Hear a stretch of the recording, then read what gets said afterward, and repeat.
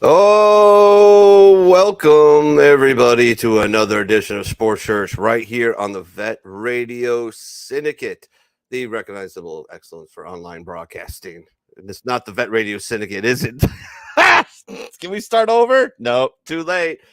That used to be our show. Now, wow. I haven't done that in a minute. Okay, so let's try this again. Hold on. No, we're gonna try it again. Watch. We're gonna do this again.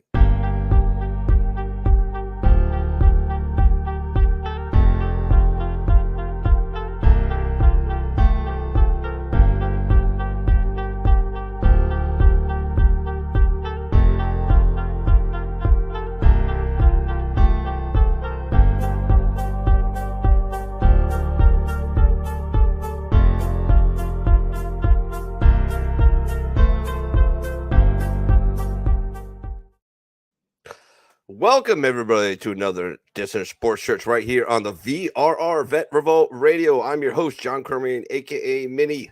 Today, I'm Friar Mini. I'm a United States Marine Corps veteran. 2311 was my MOS. I'm a card-carrying member of the E4 Mafia, allegedly, and a co-founding member of the VRR. What is Sports Church? Well, we gather together to worship at the altar of competition. Grown men and women play with balls, beat the shit out of each other, drive around in circles. It's good times. Got a lot of great hosts. We got a lot of stuff to unpack in a short time to do it. So let's get the co-host rolling. Without further ado, he's also my co-host on the bar. We catch right here on the VRR. By the way, VRR broadcast on Facebook Live, Twitter, YouTube, and Rumble. And a couple more here in the near future, but I got to get rolling on that. Shit's been a little busy. But yeah, go get a Rumble account. Go get a Twitter account if you don't already have those. Most everybody's got YouTube, but go over there, follow us, give us thumbs up on the videos on YouTube, on Rumble. It helps out tremendously. And retweet this broadcast right now so that more people get a chance to see it and enjoy it or hate it, whatever. We actually get more responses on sports shirts than any other show I've ever done, and there's actually people who thumbs down this show, which is, I think, hilarious. Whatever, good for you. We had a crazy comment the other day. Lady left a comment on one of our sports church shows, and she said, sports is a false idol and you're all going to go to hell. And I'm like, whoa, I bet you're a happy person and normal.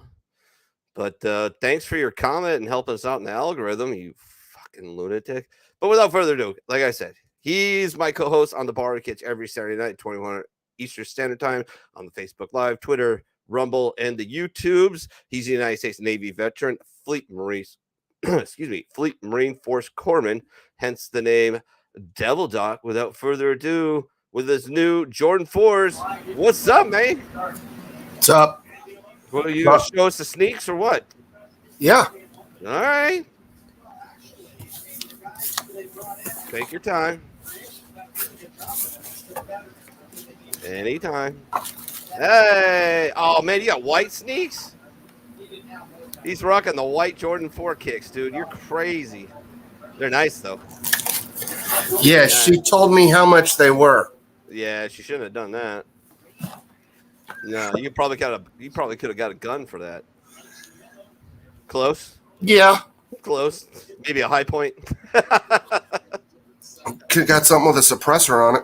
No! Hey, we were talking about that last night. You need to see the bar last night. Get on the Rumble, YouTube, Twitter, Facebook, and check it out. We had a lot of fun last night. Didn't have a lot of people show up, but we still made it fun. We had some trivia. I knew I was going to win when I delayed it as long as I possibly could because I saw Doc going down the shitter. He still did really well. I mean, I won by like a point or 2 points, but 1 point. 1 point. Yeah. It was fun show, man. I was kind of like, what the hell though? Like, you guys had like 7 people on at once last week, and like I jumped back on to take the helm, and it's just us. And I'm like, yeah. What the fuck did I do to y'all? Seriously. Oh man. Oh yeah, and I got a dugout. Yeah. I love it. I thought you got like the bat one, but that's cool as shit. Happy not a virgin dry. We should invite her to the party in September. Who's that? The crazy chick that said we're all gonna die and go to hell. Oh yeah. Oh, I could find out that Calma and talk to her. Hey, Alyssa. Hey fellas, happy Father's Day. Well, thank you. Time to go cut the grass. Well, as long as you're listening to us and giving us the love, put those earbuds in and do that grass thing, man, and stay tuned. He would find out sooner or later. It is. All right. Let's keep it rolling with the co-host. I serve with this gentleman at the beautiful all-inclusive resort known as Las Pulgas, 43 area in Camp Pendleton, California. Guest of the most holistic company in the Marine Corps history, Ammo Company. Guest of the 1st Supply Battalion, 1st Force Service Support Group, 1st MAR Div. He is our gambling expert, our MMA contributor, and one of these days we're going to get him to set up that account so we can make a parlay bet. But without further ado, he's my brother. He's your friend. Please welcome to the altar at Sports Church, Brother Bishop Pook Dawg. Oh,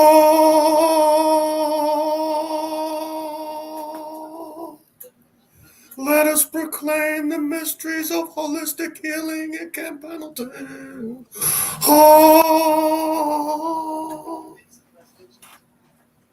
What's up, brother? Bless you, my son. Bless you. The Bishop Brother Pook Dawg from the First Sports Church, nothing but the truth.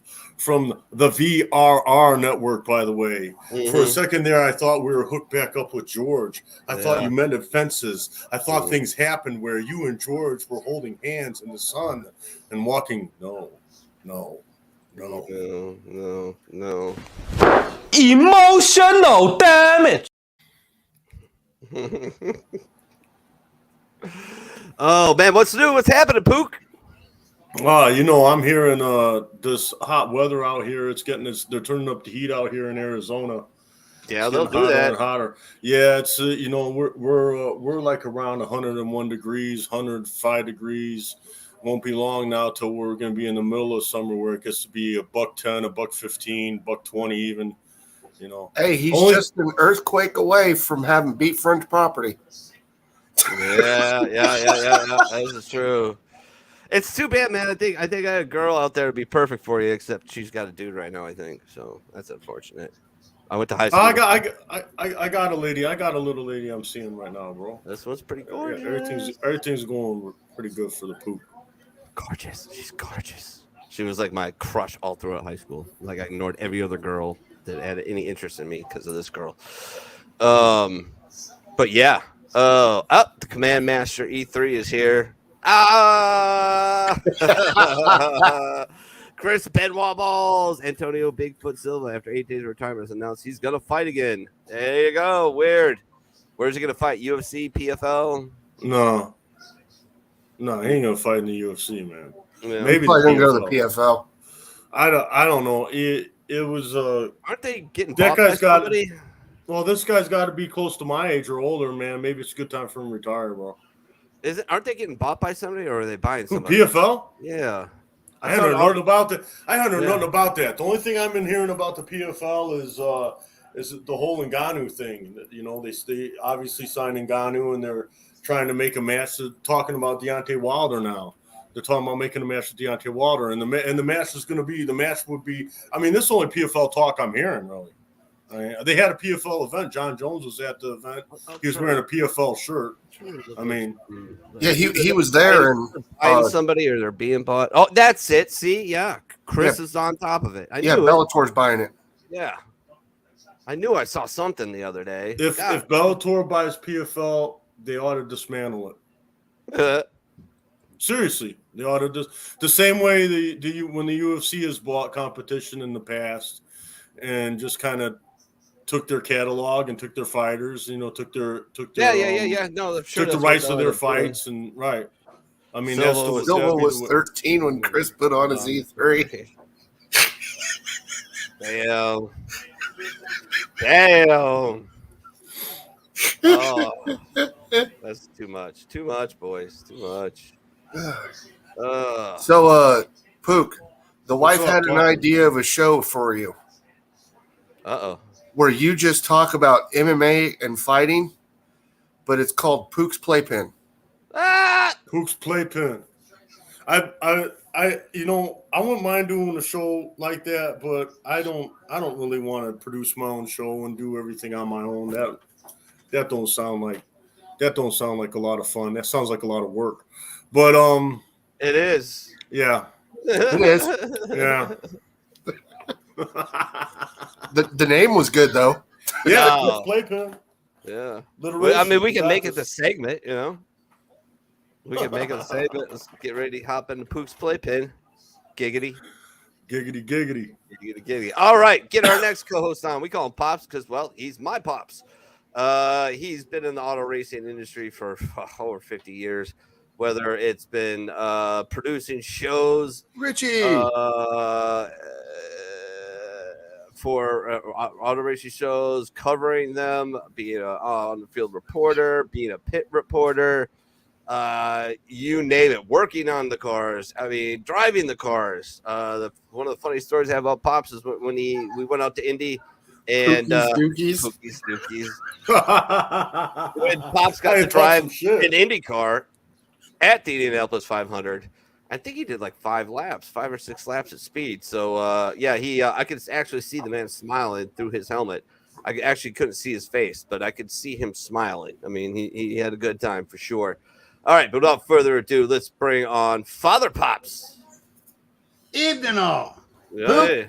I guarantee you this would bring #1 ratings. You do Pook's Playpen in a diaper. No, we're not on OnlyFans, Pops. Hey, nobody wants to see that. Well, I wouldn't say nobody. I guarantee you #1 ratings right there, big guy. We wouldn't say, I don't think it'd help ratings. I mean, you got a certain group of folks with some really weird fetishes that might tune in for that. Hey, yeah. Wow. Yeah, that guy would tune in for that. He'd be your number one supporter. He'd probably want to lick your feet. He'd be my only viewer. Yeah, he'd be my only viewer. Oh, wow. Paying the bills, though, man. Whatever. Who cares? Well, It's the 21st century. that's not. I'm a bishop. We hold ourselves to a higher standard. Oh! Okay. A higher standard of playing 3-card money with pedophile priests. Is that what you're talking about? Yeah. Anyways, moving right along. All right. So we have a lot of good stuff. We had a lot of fun stuff in baseball this week. But as tradition, we usually let the brother Bishop Pook Dawg, lead us off with a little bit of his latest and greatest of MMA and future news. There was some crazy shit that happened this week. And I actually read an article today that completely blew that shit out of the water. But I know you're going to talk about it, Pook. So get to it whenever you want to. I don't need to talk about McNuggets. No, I don't need to talk about that guy. Why were we always talking about this freaking leprechaun? Well, he was in the news a little bit. Well, he was When accused is he of rape. not in the news? Well, this is true. It's kind of his thing. He's accused of rape. And if this Yeah. But here's the thing. Here's the thing about this. Okay, right, real quick. Yeah, accused by who? A lawyer. Are the cops involved? No, they're not. Then TMZ puts out a video today showing him with the woman like an hour and a half after this so-called incident happened at another club. Like, what? Right. See what I mean? I saw that too. Yeah, like that was one of the reasons why. Do we really need to talk about this? Do we really need to talk about Connor some more? I mean, obviously Connor's a dirtbag. That goes without saying, right? I mean, right after he got done punching out that mascot, yeah, he was ready for some rough sex in the bathroom allegedly. With some skank, and so he drags a skank into the restroom, and little did he know. It's no fun when the rabbit has the gun, because this girl's obviously out for one thing, obviously, because she wouldn't be hanging out with him. If she was raped, she wouldn't be hanging out with him. Just the whole thing, the whole scenario, how it went down. Although she said crazy. her story's not even plausible, man. No. Like she's got the staff of the security staff of the Heat in on it. And on the rape, she gets taken to the restroom forcibly, it's just nonsense, right? We know that's not going to happen, and she gets, and then she's met in the restroom in the men's restroom by Connor and Connor's security staff. And next thing you know, Connor forces her to perform oral sex, and it's just nonsense, man. It's just nonsense because the fact that the way she was able to get away from Connor. Okay, I guarantee you, if Connor wanted to rape somebody, man, he'd probably be able to rape me, right? I mean, I'm 250 pounds. If Connor wanted to rape somebody, it probably wouldn't be very hard. And she got away supposedly by elbowing him, right? She made space and elbowed him. Well, I mean, maybe if Connor was surprised and was like, "Oh my God, this isn't what she wanted," that's how you could get away from Connor pretty easy. But if that guy wanted to keep you in a restroom stall, I think he could keep you in a restroom stall. That's for sure, Minnie. He could have his way with you. I mean, I'm just saying. And then after he has his way with you, are you going to hang out with him at the club later? Yeah. Well, no, but depends where we are. I mean, are we at a bar when he tries to do this? Then he's going to die. But, no, how this happens is the Miami Heat security staff finds you, picks you out, and says, "You have to come with us. This is imperative." And they just like grab you up, and it's like you have no idea where you're going. And then once they grab you up, you have no idea where you're going. They take you to the men's bathroom, and they throw you in a stall with Conor McGregor, and they leave you with Conor McGregor's security staff and Conor. And then Conor takes you in the stall, probably a little bit of that. And then next thing you know, Conor just, busts them cheeks, takes Mini out. You know, you're gonna be hanging out with them later. You're gonna be hanging out with them later at the club. No, thinking no. I'm thinking no way, right? I mean, I don't know. I mean, I'm sure Connor runs this play all the time. I'm sure this is the first time anyone's ever cried rape. But it just sounds. I mean, when hashtag believe all women, I guess. I mean, I hate Connor so much. I could believe this girl. I could convince myself, despite everything being complete bullshit. Despite the facts, Despite the facts of the situation, that's crazy, bro. Well, Connor, Ben Roethlisberger all over again. Yeah, reading Connor McNugget never did meet his cutoff date to get his test with USADA to fight Chandler in December. We'll find out. I didn't see shit about that, but that doesn't mean nothing. What? Repeat that again. He didn't meet his cutoff date to get tested with USADA. I believe that, Chris Benoit. I've been saying that the whole time. How the hell is this guy going to pass the USADA test? I don't think this fight's ever going to happen with Chandler. I mean, I really don't. I don't even know why they even have him as a judge for the Ultimate Fighter if he's not going to fight. Because that's the whole point of the Ultimate Fighter is your two judges fight at the end of the season. Yeah, the two coaches, but but you got to, here's the thing. Here's the thing. That's what they're building up for. That's what they want. That's the whole idea. But my whole thing is, how the hell is this guy going to do it? I mean, obviously this guy's juiced to the gills, man. I mean, look at the size of this guy. This guy doesn't even. He's more juiced than Latimer from the program. For sure.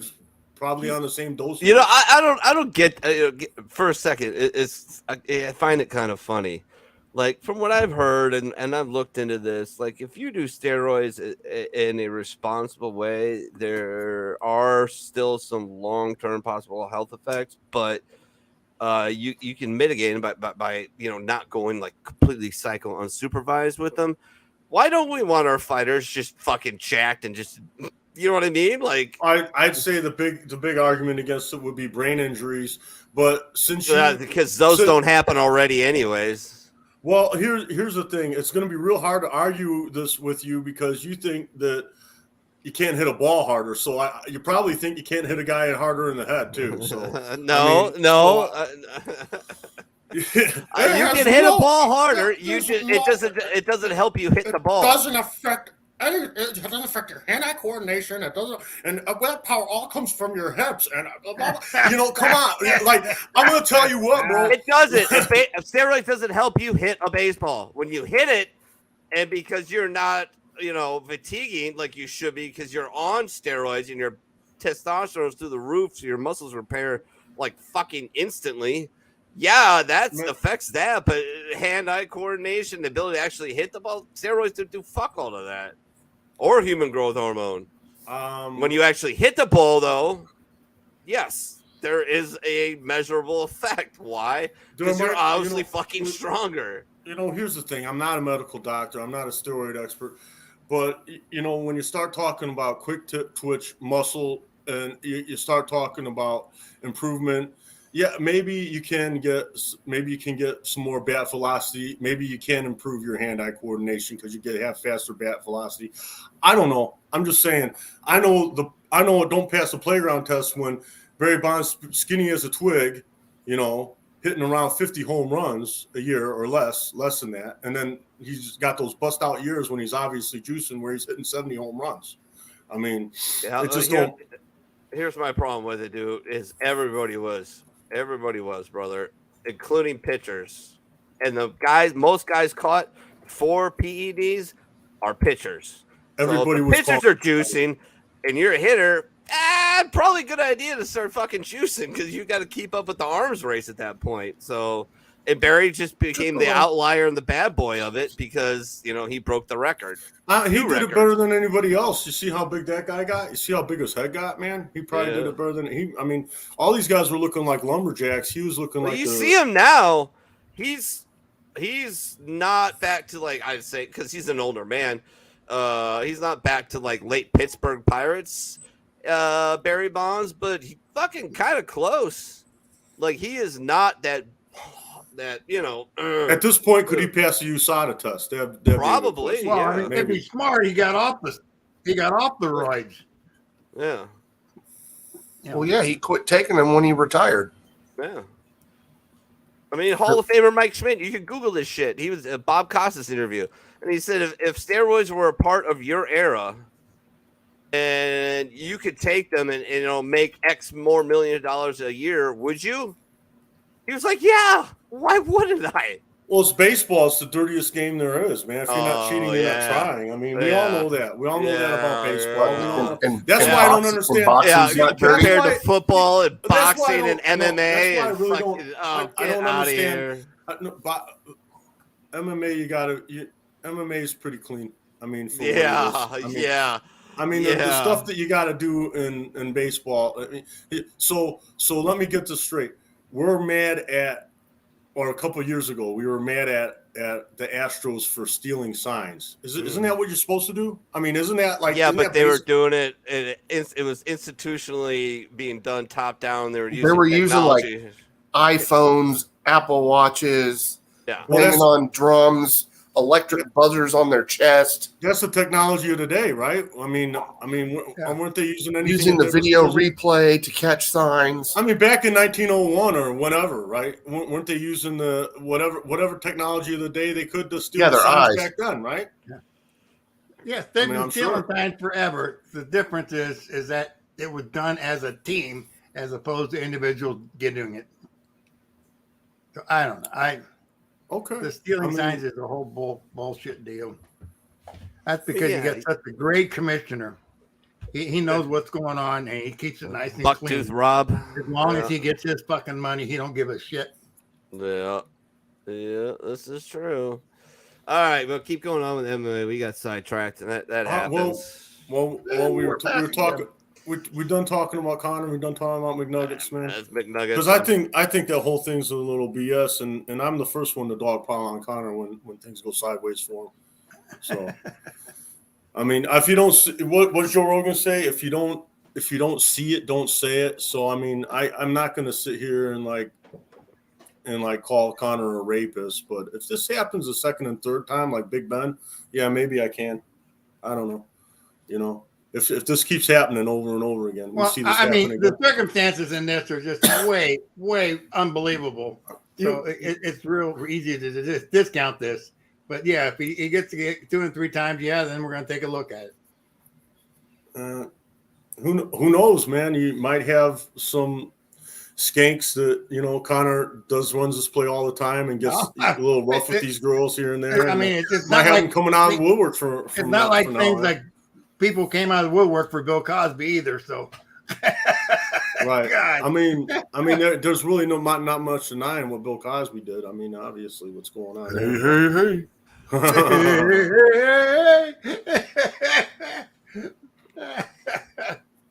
He was sharing his fat Albert as many times as he could.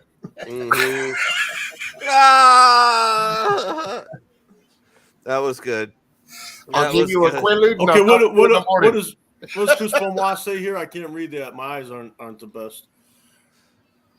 He never did give me his cutoff test. Yeah, we already talked about that, Pooh. Okay, you already read that? All right, fine. Yeah. We'll move on then. Last night we had a fight night. Jared Cannonier took on Marvin Vettori.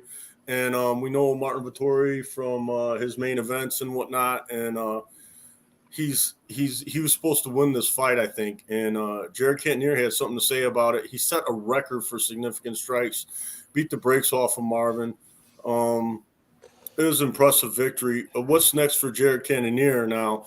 Does he get a rematch with Adesanya? What's going on there? I don't know. We'll have to see. We'll have to see what develops there. But that was interesting. That was not expected for me. Jared Cannonier last night, man, he looked like an Adonis. His physique was impressive. I don't know if he probably caught some of the ESPN highlights of that fight.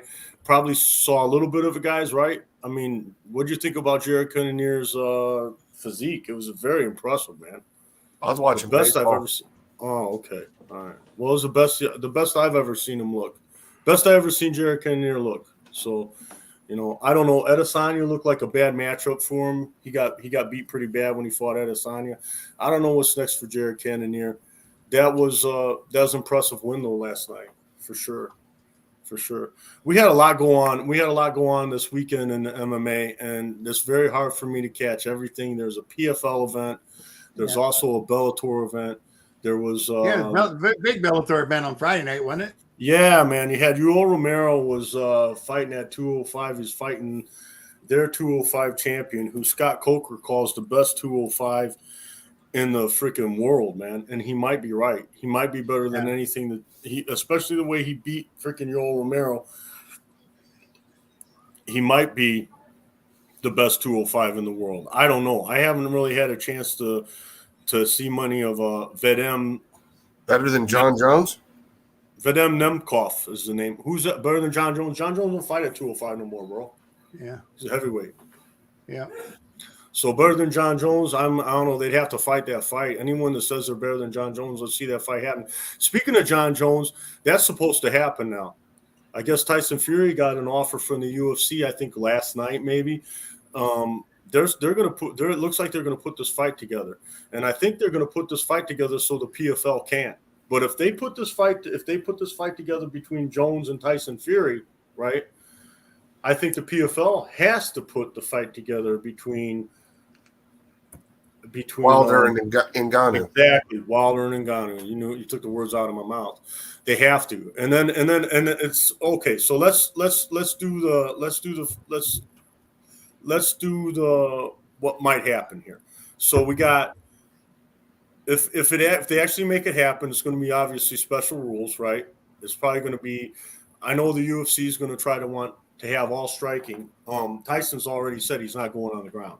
So if he goes on the ground, he loses anyway to Jones. We all know that. Joe Rogan said that. Pissed freaking Tyson Fury off, something fierce. But if it's a fight with no rules, I mean, you kind of got to give it to John Jones or limited rules where you're allowed to grapple. But if it's just a fight where they're on their feet, you're only allowed to be on your feet. There's dirty boxing allowed. There's kicks, strikes.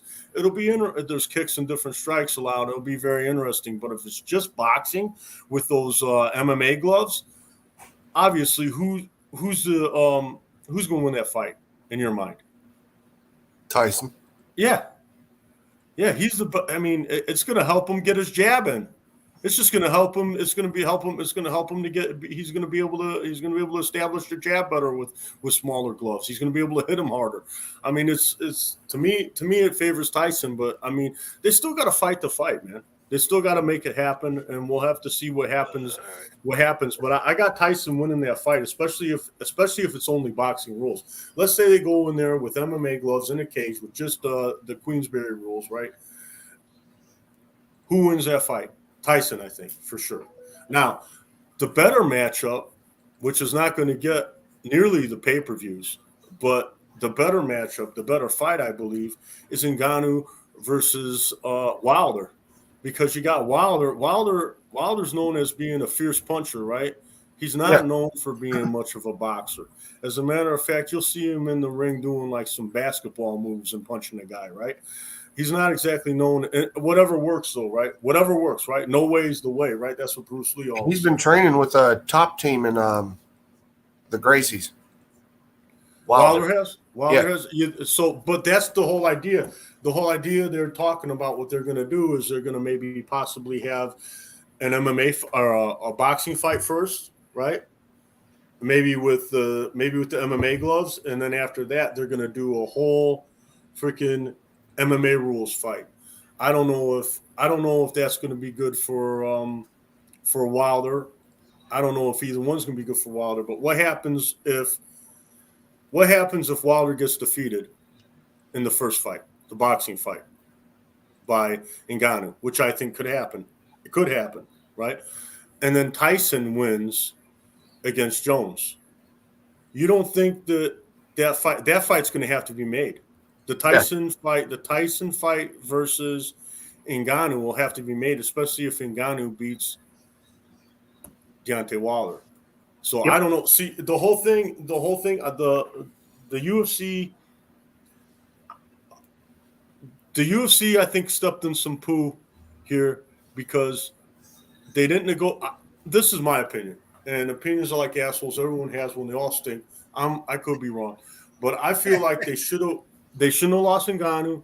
They should have worked something out with him where he was able to fight Tyson. And because it's going to happen anyway. Because it looks like these guys are going to get a good payday outside the UFC, all these guys. It looks like it's going to happen. Looks like it's going to be a round robin event where, and the UFC might be completely ass out. They had Ngannou. They had the talent. They had him as an asset. They could have freaking promoted this fight with Tyson, and they could have kept this all in the UFC. They lost him though. They lost Ngannou. And is Ngannou better for not having the UFC? Of course not. Is the UFC better for losing Ngannou? No. This somehow they should have made this happen, because it looks like it's gonna happen regardless. Especially now the way this is getting set up. It'll be interesting to see what happens. It'll be so completely interesting to see what happens when it comes to these fights. What do you guys think?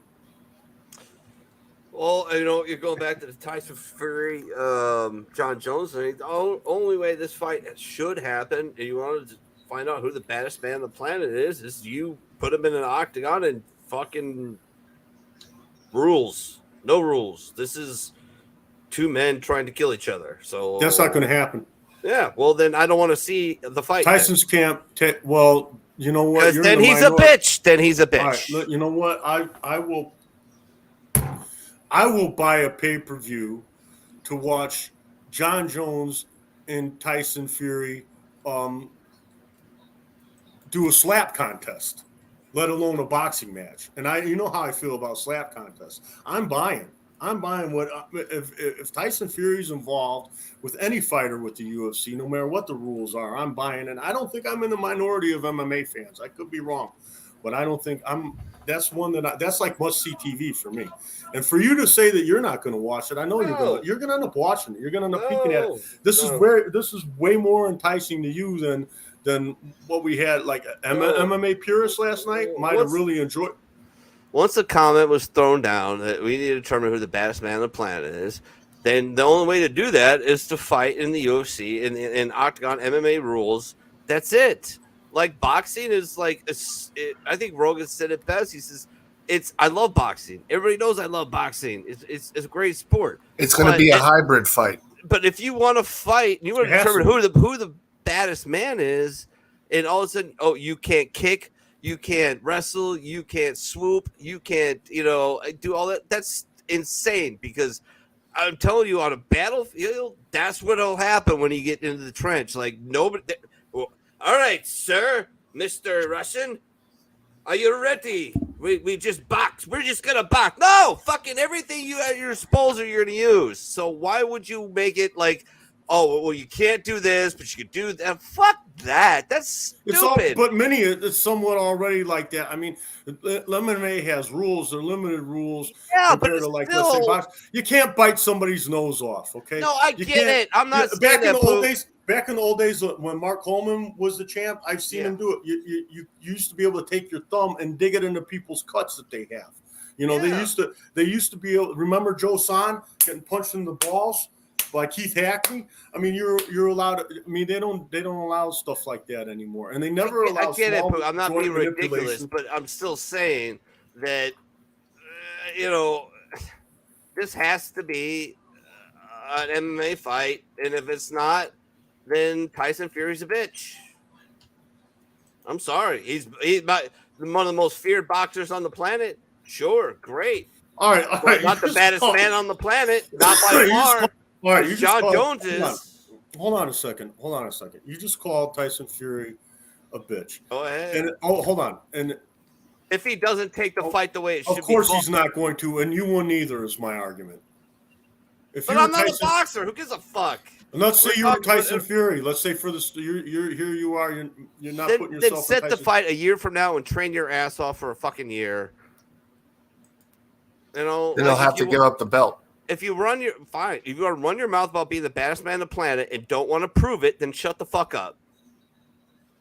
Well, he's willing to prove it in the boxing ring. I think they should do it 2 ways, just to shut people up. Because John Jones also said he wants to box him. So the first fight is in a boxing ring. Second fight is in a cage, like they're going to do with Nate Diaz and fucking internet bitch boy sensation. It should have fucking died Yeah, and 9 years ago in Japan. That's the other rumor, man. That's the other rumor right now that Nate Diaz is way overweight. He's walking around at 220 supposedly, and he's not going to be able to make the weight for this fight. You think there's any truth to that? That don't even sound right. That don't even sound like Nate Diaz. No, it doesn't sound it. Yeah, But it's out there. It's out there on the internet. They were just running a triathlon like last month. I'm telling you, I don't know if this is disinformation being put out by the Diaz brothers or what's going on, but I've seen this multiple places. I just didn't see this one place. Supposedly Nate Diaz is walking around right now at 220, which I can't even imagine him at 220. I really can't. I mean, I can't imagine him looking what he looked like at 220, but he's walking around at 220 supposedly, and he's not going to be able to make weight. That's the rumor. That's the rumor right now. I don't know if who put that rumor out there, but it's all over the place. I've seen it more than one spot. Probably Jake Paul. Jake Paul might have put it out there. Who knows? Just to draw attention to the fight. I don't know. I don't know. Don't sound right anyway. I don't know if that fight's even going to happen. I don't know if any of these fights are going to happen. You know, it looks like they're going to happen because you got negotiations between Tyson Fury's camp and the UFC, and you also already got a deal between Diaz and the Paul brothers, and you already got the PFL trying to make a fight happen between. PFL's trying to sign Wilder. Right, exactly. That's what Wilder retired from boxing. I was not aware that Wilder was retired, but I know for a fact the PFL is trying to make this fight happen and sign Wilder. Because that last PFL fight, and they were talking with Wilder, he was talking about his training with Top Team and the Gracies. Good luck, man. Good luck. Good luck. Good luck. I mean, it's good luck going in there. Good luck. Deontay Wilder's a hell of an athlete, man. You know, and there's a learning curve to this. Maybe he can pick up some MMA. Maybe he can be one of the better MMAers in the world. Who knows? I'm not doubting the guy, but at the same time, good luck.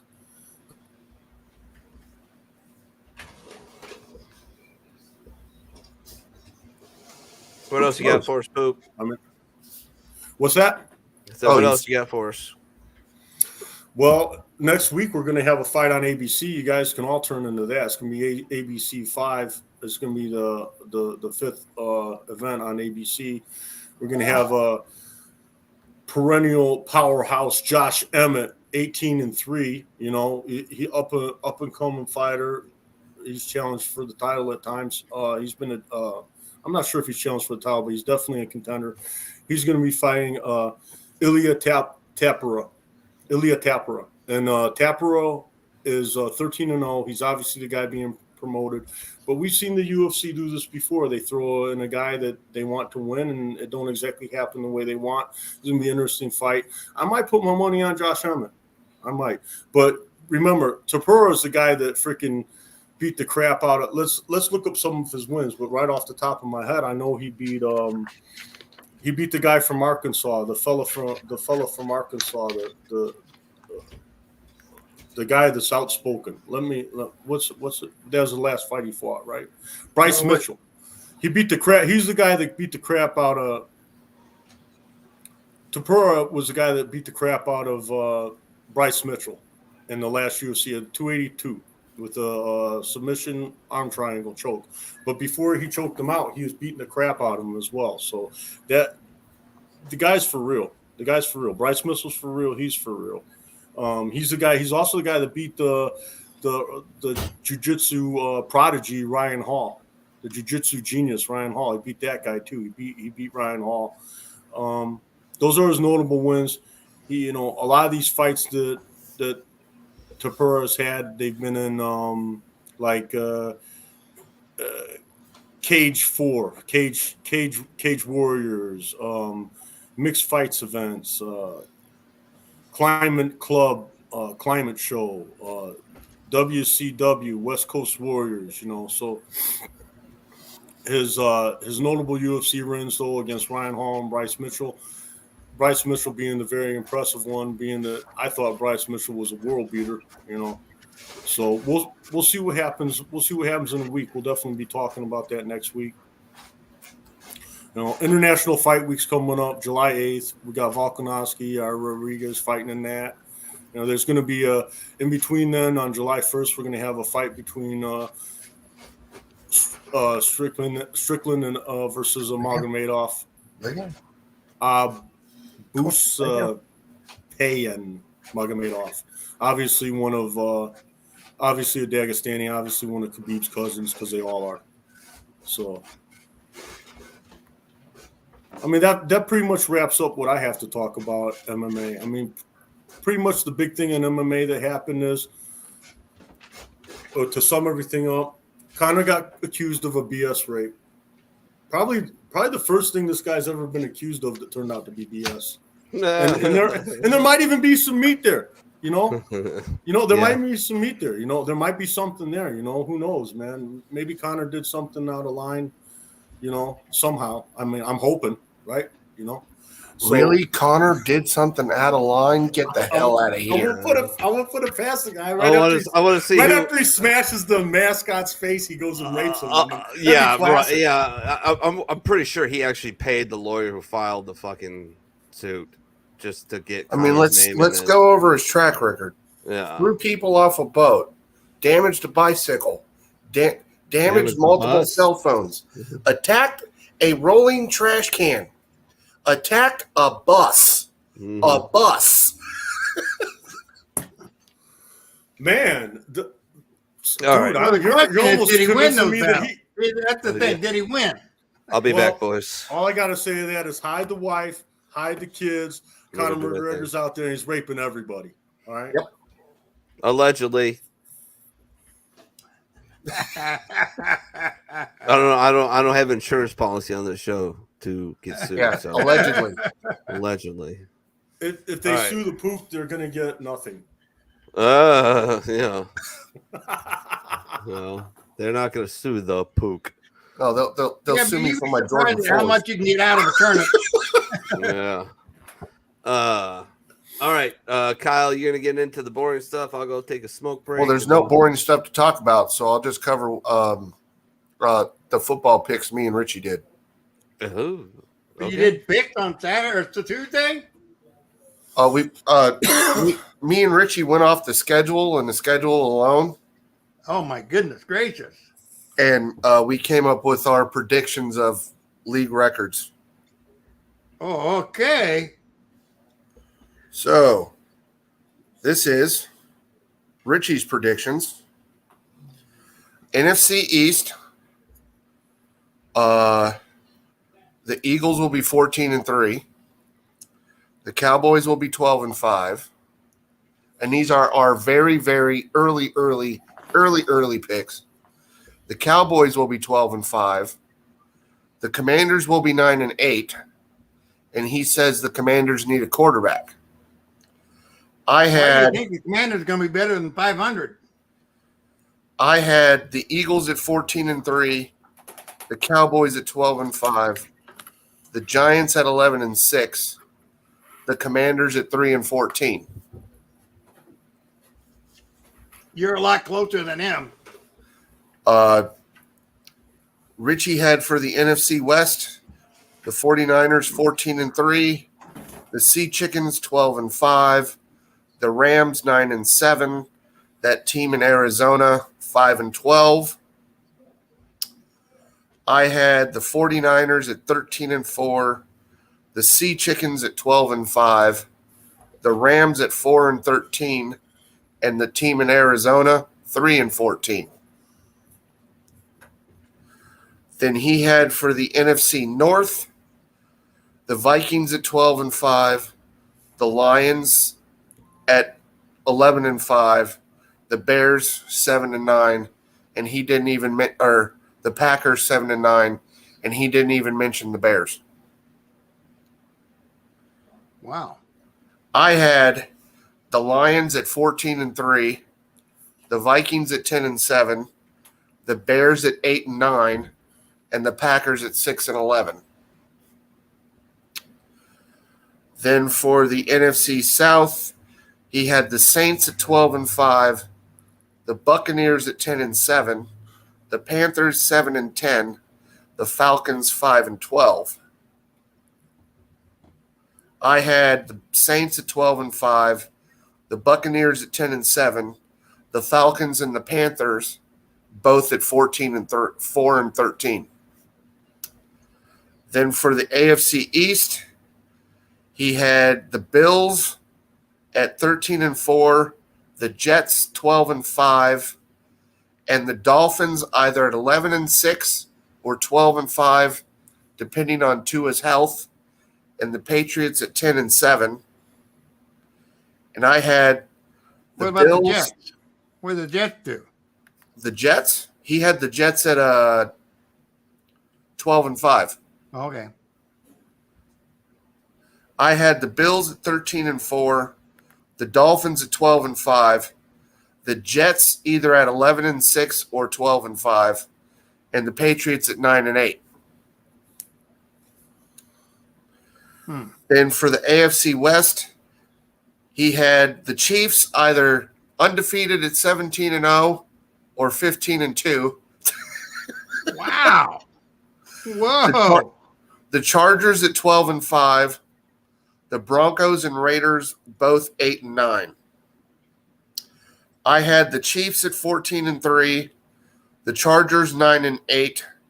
The Raiders 4-13. The Broncos 3-14. 4-13, the Raiders, huh? Yeah. I'll take the over. Then for the North, he had the Bengals at 13-4. The Steelers 11-6. The Ravens and Browns both 9-8.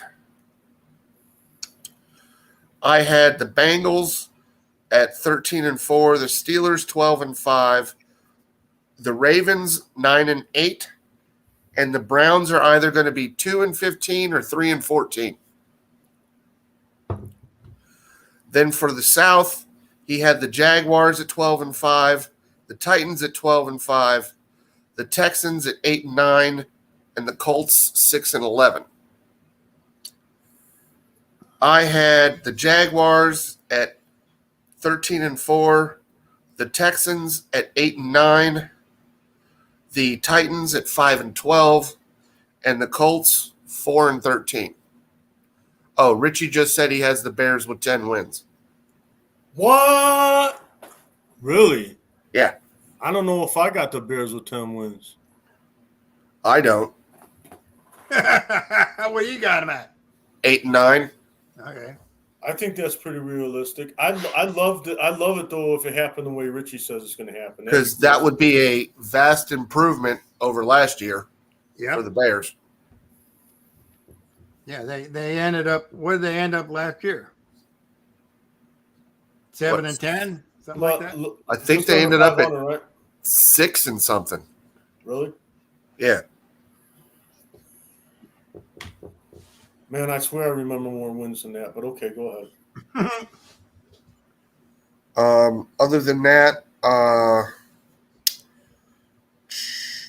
the Kansas City Chiefs got their Super Bowl rings. They got a 613 diamond Super Bowl ring. Yeah. DeAndre Hopkins still hasn't signed. The Ravens running back Dobbins is ungodly frustrated with his contract.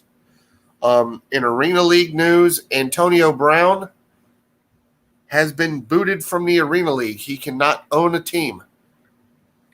He was not paying it. Oh, because he's an asshole. Okay.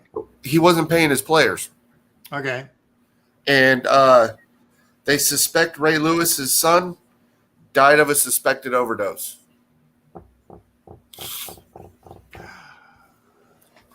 How the hell does that happen?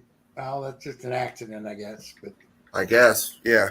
God bless it. But that's one hell of an accident to have. Well, with their mixing fentanyl and all this shit, Yep. You just never know what it's going to be. Oh, and in college football news, Prime Time, Coach Prime, he might be having to get his left foot amputated. Yeah, that's unreal. But Oh, other than Pook. that, that's everything because hockey's in a stagnant. Well, the Golden Knights won, right? The Golden Knights won, yeah. But okay, Golden Knights So won. Las Vegas got to win. Okay. they're the first team in the history of any major sports league in the first 6 years of their franchise to win a championship. Wow.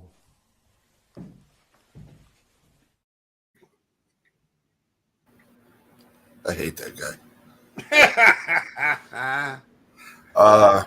Why he's there. And those of you watching Rumble, I see some of you. There's 11 of you watching right now. Smash that thumbs up button. Leave a comment. Smash the thumbs up. Hit the boxing glove. Yeah, hit the boxing glove. Follow us. Follow Vet Revolt Radio. Hit the freaking boxing glove, the good one, the thumbs up one, and then leave a comment. And I'm monitoring it, so if I see a comment, I will read it on air. I just can't put it on air because don't have that worked out between StreamYard and whatnot yet. The Currently college monitoring baseball this World Series is going on right now, but nothing big's happened right now. Something big happened. What's that? Kid in Texas pitched 156 innings in a game. 156 pitches in one game. Anybody have a problem with that? Nope. I do. Why do you? Dustin Baker don't have no problem with that, bro. It's going to wear his arm out, but Wear it. 156 pitches. What the youth are throwing? Not that many. I don't Not know. that many at all. Do you know? What has he been doing during the season? I'm willing to bet they capped him at under like 100 every single game he pitched if he made it that far. So why did he do 156 this time? Because I guess he told the coach he wasn't coming out of the game. And they still lost. Yeah. So no, it's the University of Texas. I don't give a shit. Well, University of Texas has got a very old school coach, which makes this a little perplexing because if, he comes up and says, all right, I'm taking you out, and he goes, fuck no, and he goes, what'd you say to me, son? And yanks him off the fucking mound. Apparently that didn't happen. And I don't know, maybe we should look a little deeper into this. And see what his track record is and see if this guy's on anybody's boards, to be drafted. Because if he's not, maybe that's why he was allowed to throw 156 pitches as a young man. And they're like, hey, this is my last hurrah, coach. I'm just going to blow this arm out, and I don't give a shit because I'm not going to the bigs. But if he's on people's draft boards, and that was allowed to happen, some people do. Well, look, if you're not going to make it to the show, and this is your last time, this is your last big stage, Pook, you're going to throw it out. You're going to leave it all out there. All right. Why not? Because there's not another stage to go to. Well, there's another thing. Besides the beer league. The game? Did they win the game? No, they got eliminated. No. Well, they won the game, but they got eliminated later on in the. They got eliminated in the Super Regionals. Mm-hmm. So in other words, his pitching was okay. It was okay. They won, yeah, but okay. My God, I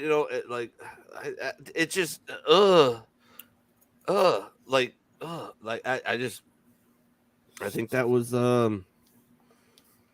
excessive. I don't think anybody should do that. Especially all right, Pops, the floor is yours. Except that's what they used to do all the time. Yeah, but they also weren't throwing, the average Major League fastball this year is what, 93 something? 94.2. 94.2. Okay. No, let's go back. I'll start looking this up in a minute here on Baseball Reference, see if I can find it. I'm not that good at it. Kyle, you help me out with that too. You're a little better of a researcher than me. But I bet you go back 20 years, and it's, 5 miles an hour difference? You go back 40 years, I bet you it's 10. You go back 60 years, 70 years, I bet you the Major League average Major League fastball was like 85, 82, maybe. And these are still same human beings. same tissue, same everything, and This proves they're all on steroids. yeah, the proofs are all. No, he's only on steroids after he gets done doing that.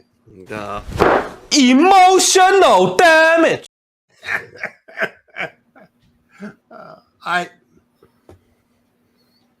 I'm just saying that just because the statistics say you pitch less than 100 pitches a game, you're ruining your arm. Well, I mean, I'll point to an example. Mark Pryor, okay, Sound like Dusty Baker. big prospect for the Cubs. Super young kid out of Las Vegas. I think it was Las Vegas. But anyways, that's irrelevant. Very believable. You should just ran with it. Got drafted. Yeah, got drafted. Came with the Cubs. They got him in as soon as they could, and Dusty Baker, for what I think it was 21, 22-year-old, 23-year-old kid, that 2003 season. I don't know if he set a record. I'm sure he set a Cubs record for number of innings pitched by a rookie. Maybe not. But anyways, he was pitched a lot in that year. And the next year he broke down. The next year he broke down. And the next year he broke down. And that was it for him. He was done. Because he threw so many innings that year, especially in the playoffs, as a young arm. And he blew out. Now he's still in baseball. It's great. But that was because he did it in so many games so close together. Well, it's different than doing it in one game. He was still getting four games, 4 days of rest. I'm saying the whole point of why I brought it up is I wanted you guys' opinion that I thought this was a bit excessive unless this kid was not on anybody's draft boards. And he's like, look, this is my last game. We need to protect the bullpen. I'm just going to throw until my arm falls off. Okay. All right. I'm fine with that. But if he's, on people's draft boards, going to be drafted, and he is allowed to do that, I think it's a little reckless. I don't know. Another point was brought to me about it. He's like, well, Mini, you ran marathons. I said, yeah. He said, did you ever run 26.2? Training? I'm like, fuck no. He said, well, what'd you run? I said, maybe I got up to like 15 at most. And that was like the 10 days before, just to kind of test the wheels a little bit. And then I went from that to 26. So I get that point too. But I mean, there you go, Minnie. I posted it. All right. So 85 to 92 mile an hour in the 80s, 91 mile an hour in the 40s. Yep.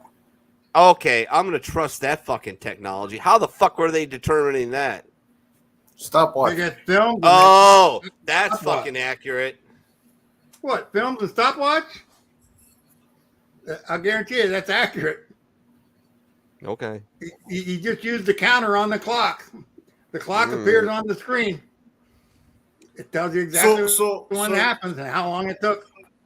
Yeah, and also there's a thing they said Nolan only threw 101 is his highest pitch, and if they use technology with the gun, but they use current technology now, it's 110. Yeah. So I'm trusting these numbers like I trust Flint water. Sorry. Anyways, all right, Pops. Do you got slides for me or anything? Yeah, there's some slides. There's some slides. Show. Is it in my Gmail or is it in the no, it's gonna be in slides and I don't know where it comes to you. It comes through Google, but Google Slides. I got a 6/11 show. Oh, it should be 6/16.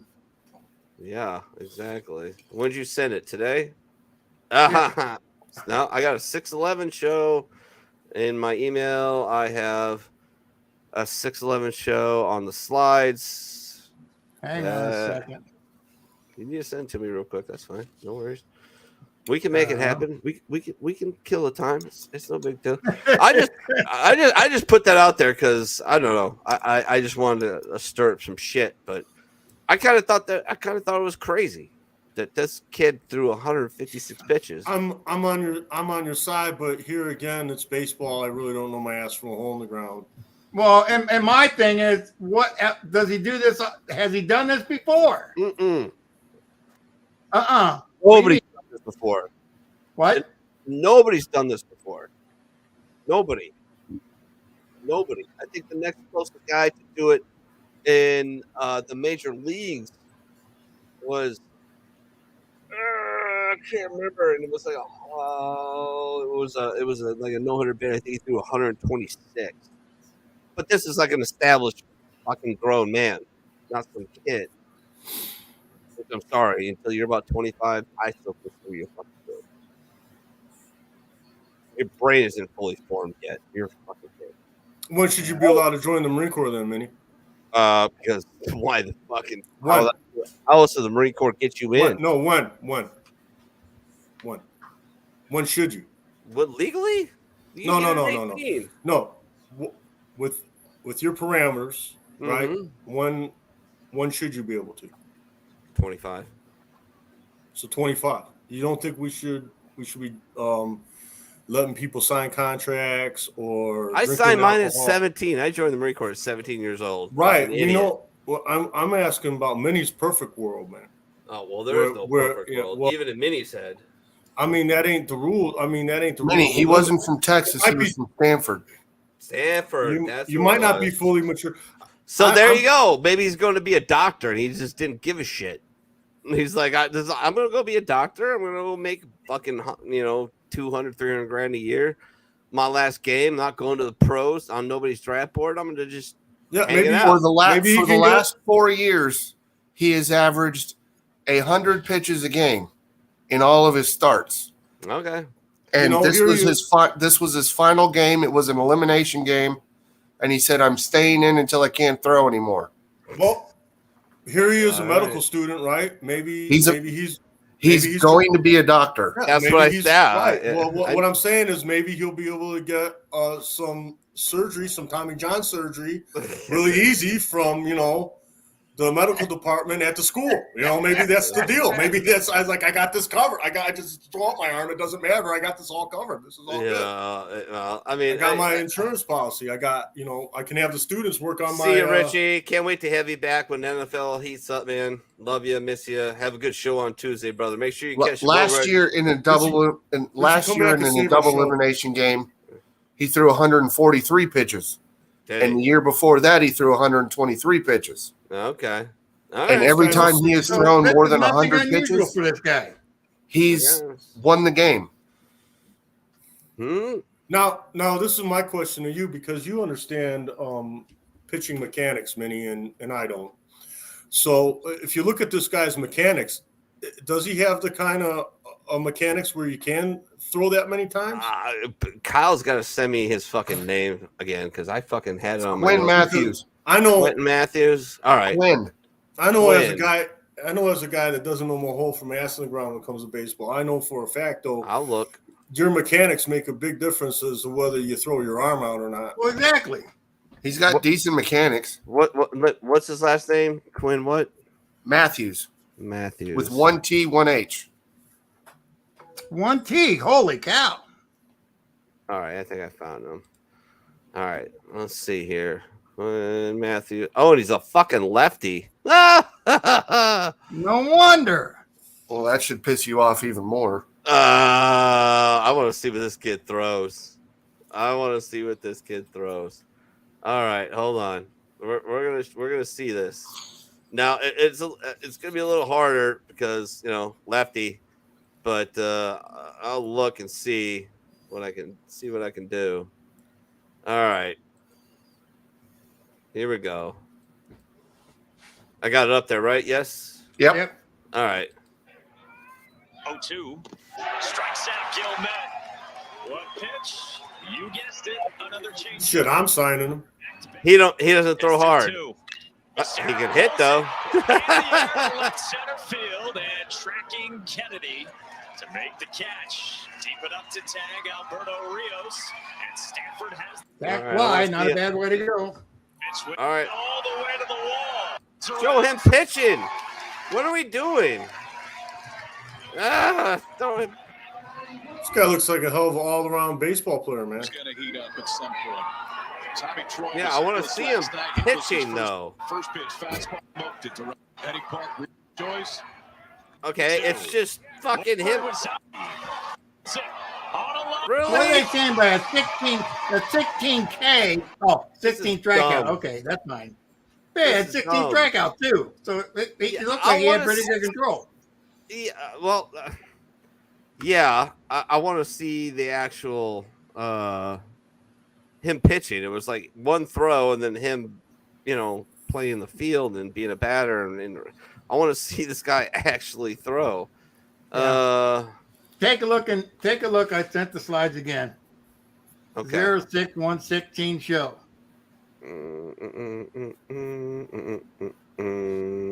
All right, maybe this one. Starts off with F1. Talks about Okay. Canadian I found Grand Prix. You find it. All right. Hot damn. No, no, I haven't found shit yet. Hold on. I just found the video that I wanted. Oh, okay. 611 show. Let me redo my Gmail here real quick. No, I got nothing. Try looking in your Gmail. I just pulled up my Gmail. All right. And I don't see nothing from Bill Kermering. And I don't see it in slides. And I just updated that too. Got the 611 show. I don't know. Thank you for standing by for the technical problems. Brought on my Vice Bird Church. It's good times. Yeah, try send it again. I don't know. With others. Got that. Go on to johnkerminggmail.com. Appearance and inning prior. Strikes out here. What's the velocity on that? Anybody catch it? A changeup for instance. 91. 0-2. Strikes out Gilman. 82. That one was 82.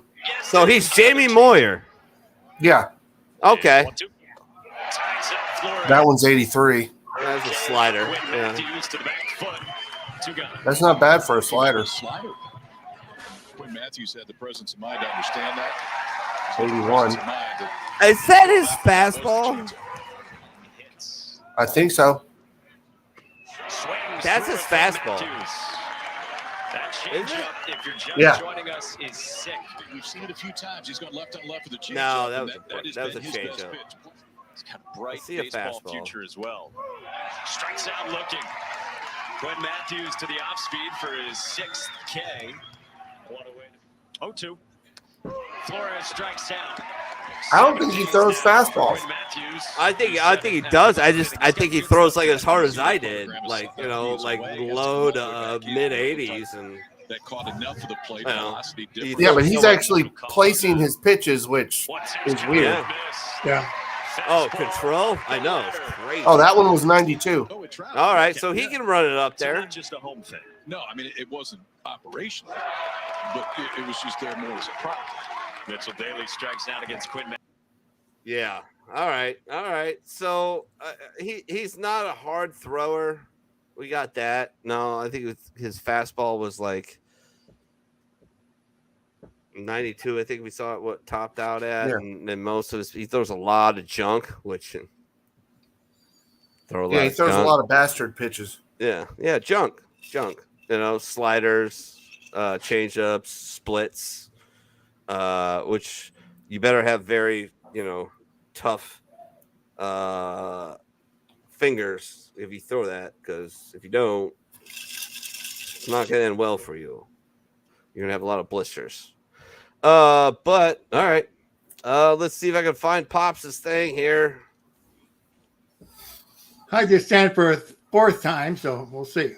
It's 0616 slot show.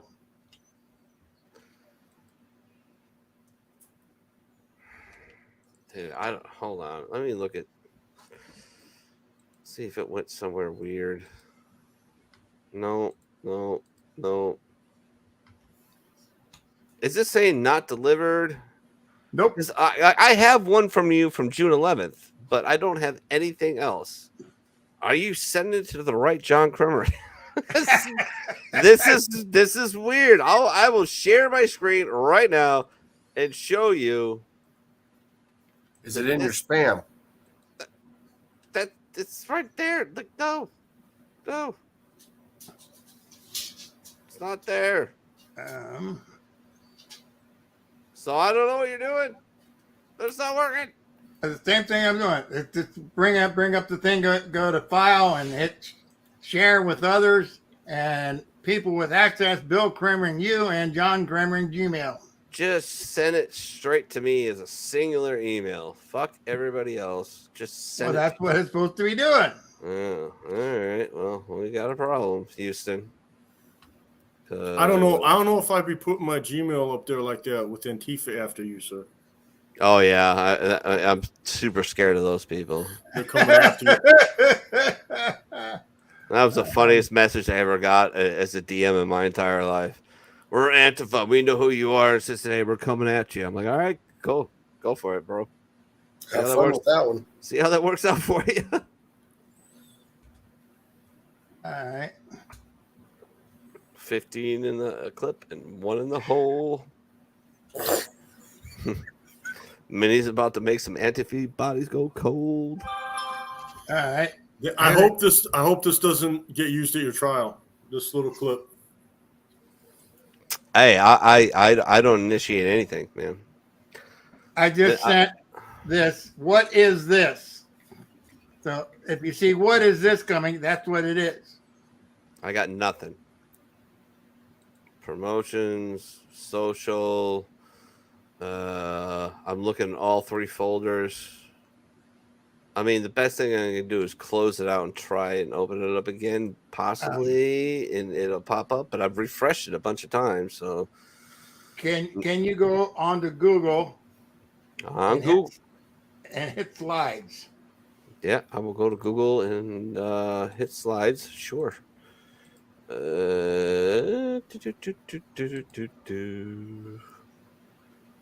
611 show. Yeah, Chris, he was drafted by the Rays in 2022, and he turned him down for another year of college. I don't see it, Pops. I don't know what's going on. Wow.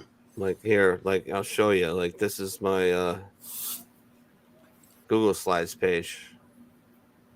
There's 611 every show. And there Is is that one with what is that one with the F1? What is that? Is that the 611 show?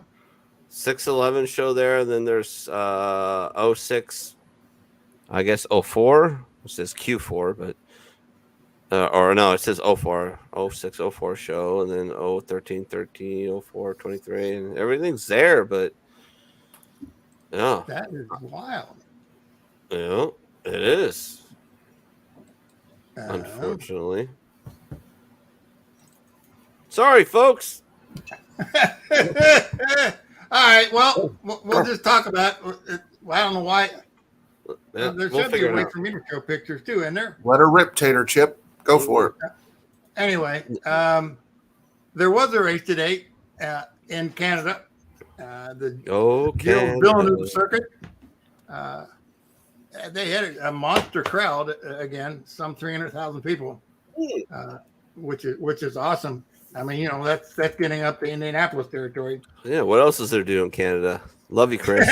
Well, they Drink drink beer. a lot. Drink beer and go to races. Kind of goes together. Yeah, Get Equal back. team. and You're nothing back. much changed as far as the way the race went. Max Verstappen said, "Oh yeah, I'm the king," and he proceeded to beat the shit out of everybody. And He's on steroids. He only had a 9-second lead when it came to the checkered flag. So, but anyway, Fernando Alonso again. Fernando Alonso, the 41-year-old fart, the one that can't get it done. Again, finished second. He's had 7 out of 9 finishes on the podium. So Alonso, all by himself, is holding that Aston Martin team up. That's really, really awesome. Lewis Hamilton came in third. Charles Leclerc came in fourth. and Carlos Sainz Jr. Brought the second Ferrari home in 5th place. I would be very, very ashamed if I was Sergio Perez. I mean, he comes in 6th place, and in the obvious car that won it. So kind of disappointing for him, I guess is the best way to say it. The U.S. teams didn't do shit. Kevin Magnussen finished 17th.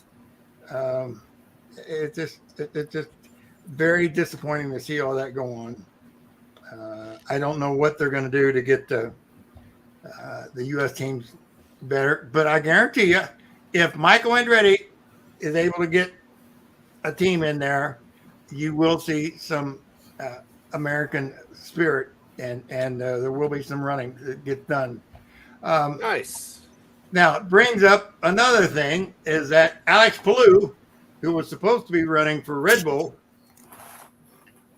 as an experimental driver for them this year, is still driving for Chip Ganassi, and he kicked everybody's butt today at Elkhart Lake.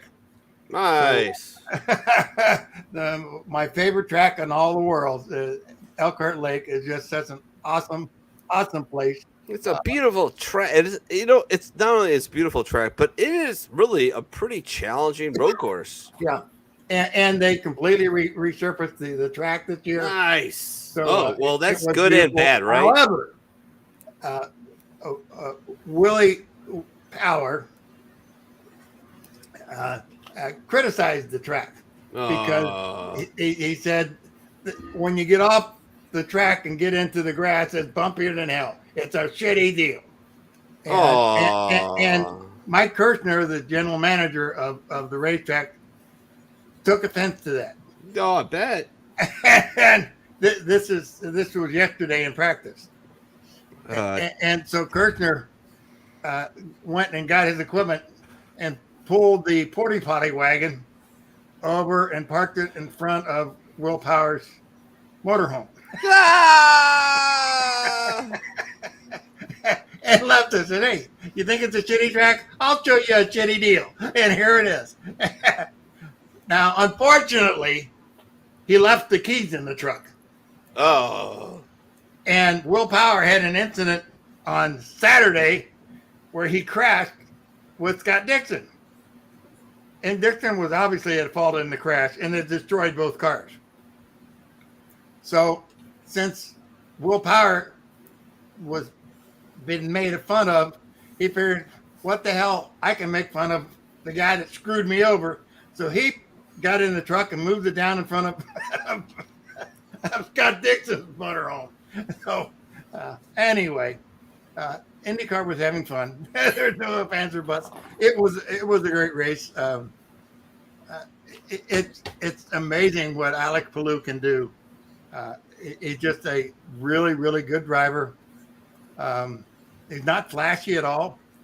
He's just a guy that gets it done. And he got the job done today. Let's see what else we got in there. Joseph Newgarden came in 2nd place. Your favorite Irishman, Pato O'Ward, came in 3rd. Pato is an honest to good racer. Now, this is a scary thought, but it turns out that Alex Palou is probably the better driver. And everyone thought that Pato O'Ward was going to be the driver, but it looked like Alex Palou is got the deal and can get the job done. He just ran away from everybody. It was really, really, really wild that way. And there was no NASCAR race today because it's Father's Day. NASCAR runs on Mother's Day, but they will not run on Father's Day. So yeah, they run next week, and we'll have to wait and see what's going on. The I guess the fun thing is it was fun to see that all the hijinks that went on at the Road America show. 'Cause It's just a really, really fun track. Very beautiful. Yeah. You like to watch it just to see the scenery. It is that neat. And with it being repaved, it really was a lot of traction, and guys were able to get it done. It was neat, to say the least. Nice. And that's all we got for motors. Well, I will say this, that Oh boy. the Garage 56 entry of NASCAR for the Le Mans show, they finished 29th out of 61 entries, which is not bad. They were in the top 20 until they had some problems with the brake, so that knocked them out. But they went up to Silverstone this week, and ran up there with the stock cars. So that was it was just a way to get the car out and for more people to see it. Silverstone stock cars at Silverstone? No, that's Silverstone. They have a show there every year, and stock cars participate in the show, and so they had it join in with the stock cars that were participating in the show. Okay. And was just another way for people to get more familiar with NASCAR. Although the car doesn't really look like a NASCAR car, but that's who knows. Whatever. Yep. Got to break the Euros in easy, you know. Hey, you know, imagine driving with, you know, if you touch wheels, you're gonna die. Imagine not having to do that. Yeah, you can actually bump each other a little bit, a little funner. Well, see that's the amazing thing. The English were raised on stock cars. They weren't stock cars like we know stock cars. Yeah. They were the little things, those Cortinas and Fiats and that kind of stuff. Little 4-cylinder jobbies with no weight. You know, they weigh 1,700 pounds total. That's what English people learned on. But for one reason or another, they were able to translate it over to open wheel cars. But most of these guys started out in basically stock cars. Are you Pops? You talking about like the rally car races and all that, like in the dirt and all that? Well, really. They do that. That's what I see coming out of Europe a lot. These little. They do rally work over there, but before that, it was just road racing on pavement. And I mean, they had decent looking cars, but you look at what they do, what they race in Australia is outrageous. They got cars that got rails all the way around them so that you can't damage the car. And they beat the shit out of each other. I mean, it's definitely bumper pool. And they do it, and they race, and that they call the sport there. So, I'll get some video and show you, because these races are outrageous. The crashes that they have. Oh, Bill Gam will be very happy. I'll have to let him know if you compile that. We'll definitely make that a thing. All right, Kyle. Remember we talked about last night? Yep. All right, so you're going to do this and not interrupt you constantly. Yep. Okay. All right. So have you updated and refreshed your button on your MLB, ESPN, Major League Baseball standings? Yes, I have. All right, go. All right. Starting off in the shittiest division in all of baseball is the American League Central. It's true. Taking it in the rear by a small bit of percentage points higher than the Las Vegas Athletics is the Kansas City Royals at 19-52. Woo! 16 and a half games back. Oh, they're a still negative 112 run differential, and they are 1-9 in their last 10. Slightly better than them, and I mean slightly by a long shot, is the Meth Heads in Chicago. At the Cell. Why do they call it the Cell, Kyle? Because they have a jail cell in their stadium. Ah! I thought it was because of U.S. Cellular, but go on anyway. No, they the actually White have a Sox cell are built in there. 31-42. Oh, They are 5.5 games back, oh. a negative 57 run differential, and they are 3-7 in their last 10. Woo! They're hot. Then, slightly better than them, not by much, by a whopping 4 percentage points higher, is the Detroit Tigers at 30-40, 5 games back, negative 76 run differential, 4-6 in their last 10. Kyle, how bad is your life when you're looking up at the Tigers? Yeah. It's pretty bad, yeah? Yes. Yeah, all right. Just checking. Then you have the Cleveland Indians. That's right. Woo. Yes, I said it. Get over it. Hey, they're over 5. Oh, they're not even Nope. over 500. They are They're- 33-38. Oh. They are 2.5 games back. I'm sorry. Negative Nugget 22 Chief. run differential. 5-5 in their last 10. Oh, man. Now, are we shocked at this next team? The Is it- Minnesota Twins? is it They're first leading place? the league. I mean, Central. Yeah. At 36-36. They are at 500 That's fucking with a embarrassing. plus 34 run differential. And they Well, are Matt- 5-5 in their last 10.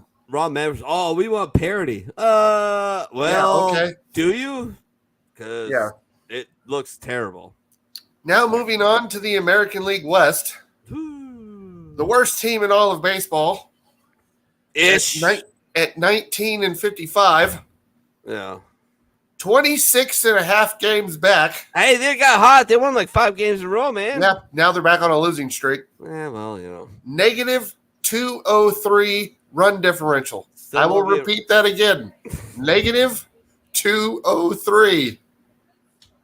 And they are 5-5 in their last 10. Still love you, Dallas Braden. Rock the Then- green gold. There's this team in Seattle. They are 35-35. They're 8.5 games back. A plus 11 run differential. 5-5 in their last 10. Then the team that loves to cheat, the Houston Astros, at 39-33. Did somebody 5.5 games back. Did they lose somebody this week? Important? Like, was it Yeah, Jordan Alvarez? Yeah, he's out for, I believe, 15 to 20 days with an oblique strain. Oh, that's the worst. That's They're the plus worst. 48 run differential, and they are 3-7 in their last 10. Anybody know what that's like? It's Anybody ever painful done as it? holy hell. So, like, it's basically like the muscle, like right on your side, either side of your rib cage, and if you when you If you try and turn strain on it or a pitch, tear it, you you take a hurt. shit too hard. Yes. It can fuck it up. You sneeze too hard, it'll fuck you it laugh up. too hard. Yes, You can't, fart like, too hard. and it's basically the thing that helps you. You turn lay your on upper it wrong. Yeah, that's a bad. So you gotta basically like isolate yourself and be like, nobody touch me, nobody talk to me, just DoorDash Put every me in a day." bubble. Yeah, but kind of what you have to do because, and watch how you eat because taking a shit can aggravate that fucking. You have to.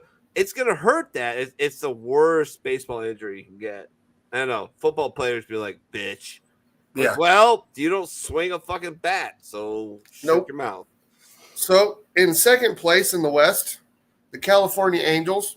Hey, 41-33. hey, They're on a hot streak. yeah. Nobody saw this coming, did they? Like they're Nope. quietly above 500, well above 500. I mean, yeah, they're 4.5 games back. Yeah. Plus 25 run differential. 7-3 in their last 10. Still leading is the Texas Rangers at 44-27. A plus 148 run differential. The best of baseball, baby. Still the best. Yep. Yeah. 4-6 in their last 10. Gotta stop. I watched them the other night. You know, me and you were talking on Friday. And I watched them playing the The Blue Jays. Yeah. And I'm like trying to pay attention to these front runners now that I don't normally pay attention to because, for reasons like, want to talk about them. And so I'm starting to learn the players and the pitchers. And, I love that Bruce Bochy's there. I think that dude's a gangster. I love him. Old They're school playing manager. small ball again. Yeah, and it's pretty cool. So I'm going to get to know the Texas Rangers more and more and more because I think they're a good team. I think they're an interesting team, and I have money allegedly. Don't tell my wife that they're going to win the division. So we'll see. Now it's $20. Don't freak out, people. It's $20. Now moving on to the American League East, which is the best division in baseball. My beloved Boston Red Sox, even though they're in last place and they are currently winning right now 4-1, on top of the sixth, still over 500. They are 36-35, 13 games back, plus 15 run differential, 5-5 in their last 10. Hey, what's going on with Talkman? Any news on him? Oh, if you guys don't know, on Friday night, start of the Yanks Red Sox series, yeah, which wasn't isn't what it used to be. I don't know why, because I think it still is a big deal, but whatever. People make. He has a facial fracture. So he caught a liner, a comebacker. So Bam. he's got a facial fracture off his left cheek. Yeah. So he's done until probably September, I'm guessing. Yeah. But he's okay. It was scary, but homeboy walked off the field on his own power. Got to give him that. Got to tip the hat to that. And he really wasn't bleeding that bad. Well, yeah, it's not.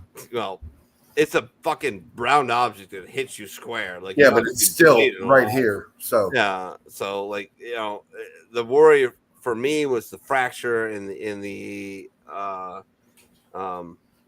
possible damage to the orbital bone and his eye and whatnot. So we'll see what happens. But they said there was no eye damage, so that's good. All right. Well, send your prayers to Talk because Oh, I am. He'll need them, but he'll be back. And I know he won't do it in the first pitch, but I'm pretty sure he's going to drill a Yankee in his near future. Yes. Yes. Okay. All right. So Toronto is next at 39-34, 11 games back, plus 15 run differential. They're 4-6 in their last 10. Then there's this shitty ass freaking team in New York, the Yankees, that I don't give two shits about. They're literally sucking right now because the only person on the team that is worth a damn isn't even playing, and he may not be coming back till after the All-Star game because he hurt his toe running into that fence. Well, he broke his toe running into a fucking fence. Kind of like an idiot. No, I love the Judgy. I love Judgy. One of the best players in Major League Baseball. You have to, at very least, respect and not appreciate this guy because he's a monster. We know how much you love him. I swear to God, man. Hey, somebody Google how much it costs to fly to Phoenix. $69 on a Legionnaire one way. Oh, all right. Well, that's doable. All right. Stand by, Pook. But no, Should I pick you up from the Spirit Terminal, bro? No. You don't need to pick me up. I will show Uber. your work with a fucking just a dildo hat on my head and walk around. Hey, where's my friend Anton Christensen? So you said you're gonna wear your Yankees hat? Is that what you said? You said you're gonna wear your Yankees hat? That's what I thought I heard, right? You're gonna look like a giant dildo with your hat? Is that what you said? You're gonna look like a giant dildo with your hat, so you're gonna be wearing a Yankees hat. Well, at least I don't walk around looking like a giant dildo like you. But anyways, John, look in your Gmail file. I just sent you the picture. Look in your Gmail. Okay, I will look. For Australian Racing. Christ Almighty. So the Yankees found are 39-32, plus 29 run differential, and they're 3-7 in their last 10. No. Oh, poor babies. Yeah. You know, Orioles have been getting smoked by. No, you're not there yet. Never mind. Sorry. Keep going.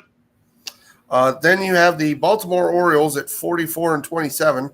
They are 5 games back, plus 38 run differential, 7-3 in their last 10. You know who they lost their last 3 to? The Cubbies. Woo! Hey, Then Chicago, what do you say? Cubs you are have the coming Rays again leading the today. division Go at Cubs. 51-24. First team to 50 wins, right? Yeah. Yep. Yeah. Plus 143 run differential. Damn. 5-5 in their last 10, and they lost their last 2 games to the Padres.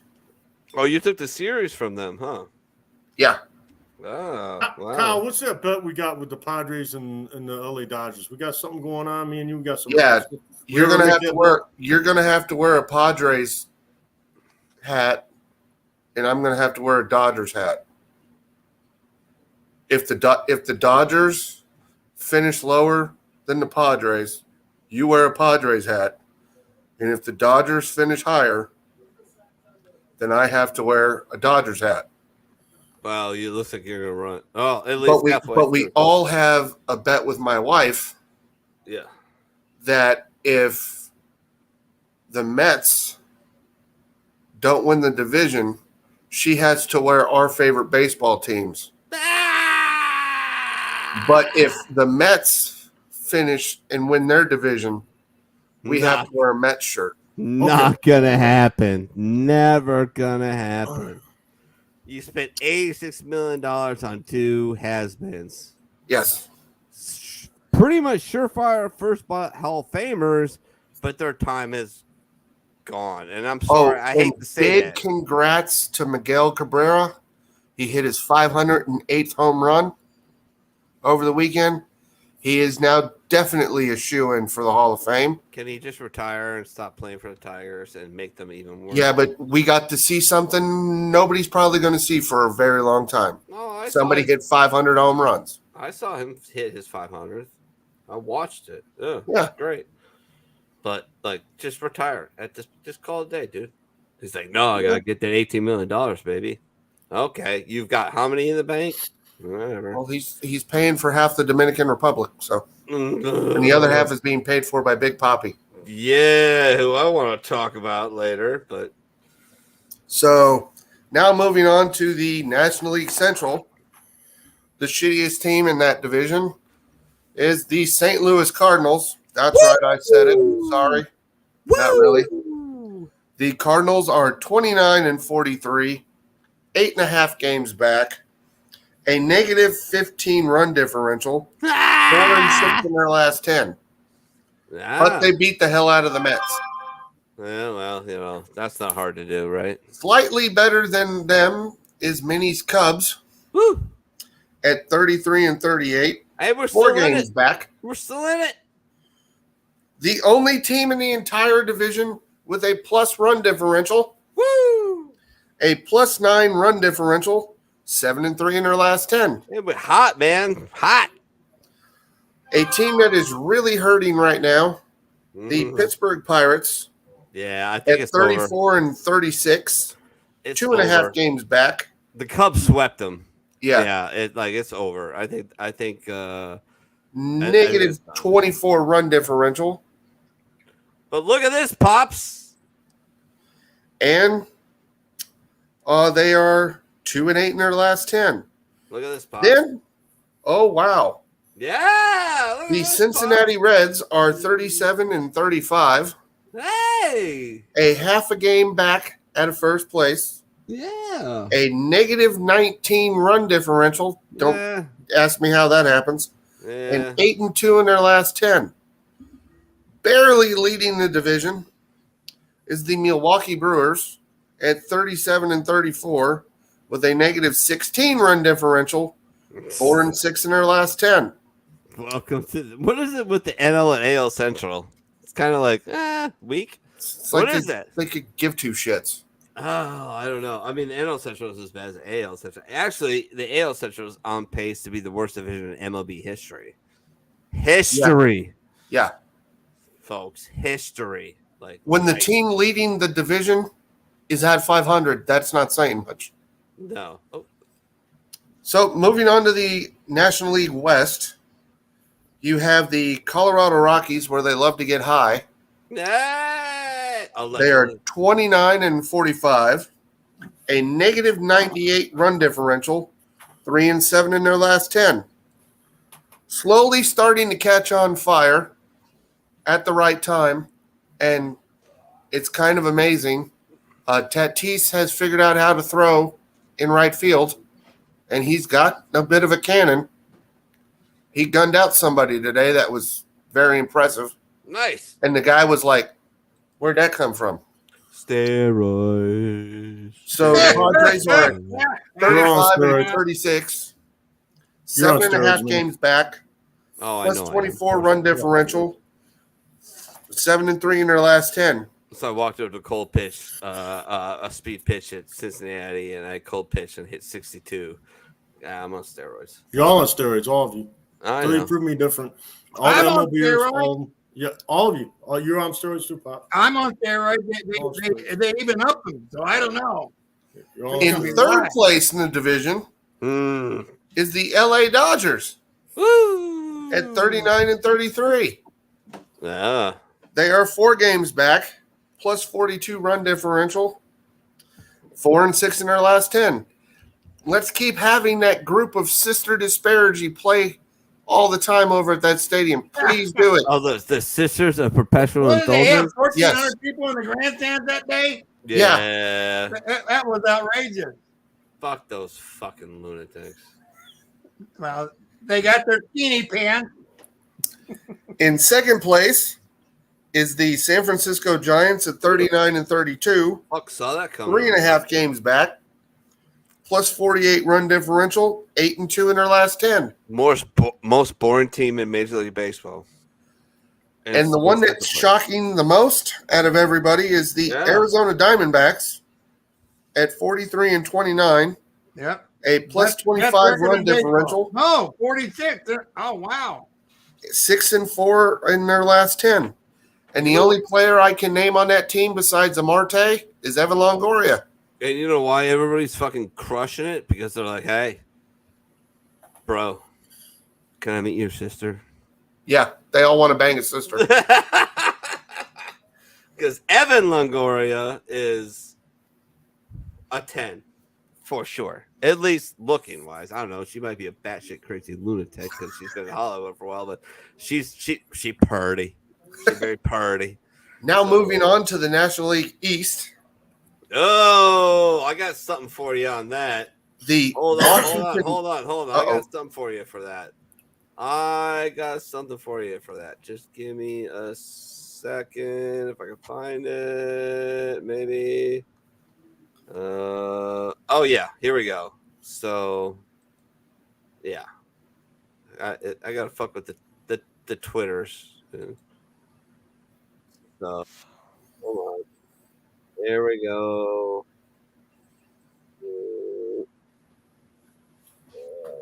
Yeah, this is just a little thing from one of my boys from not my boy. I just follow him. Baseball is dead, but he tweeted out a couple of dingers from the Atlanta Braves, and this is kind of becoming.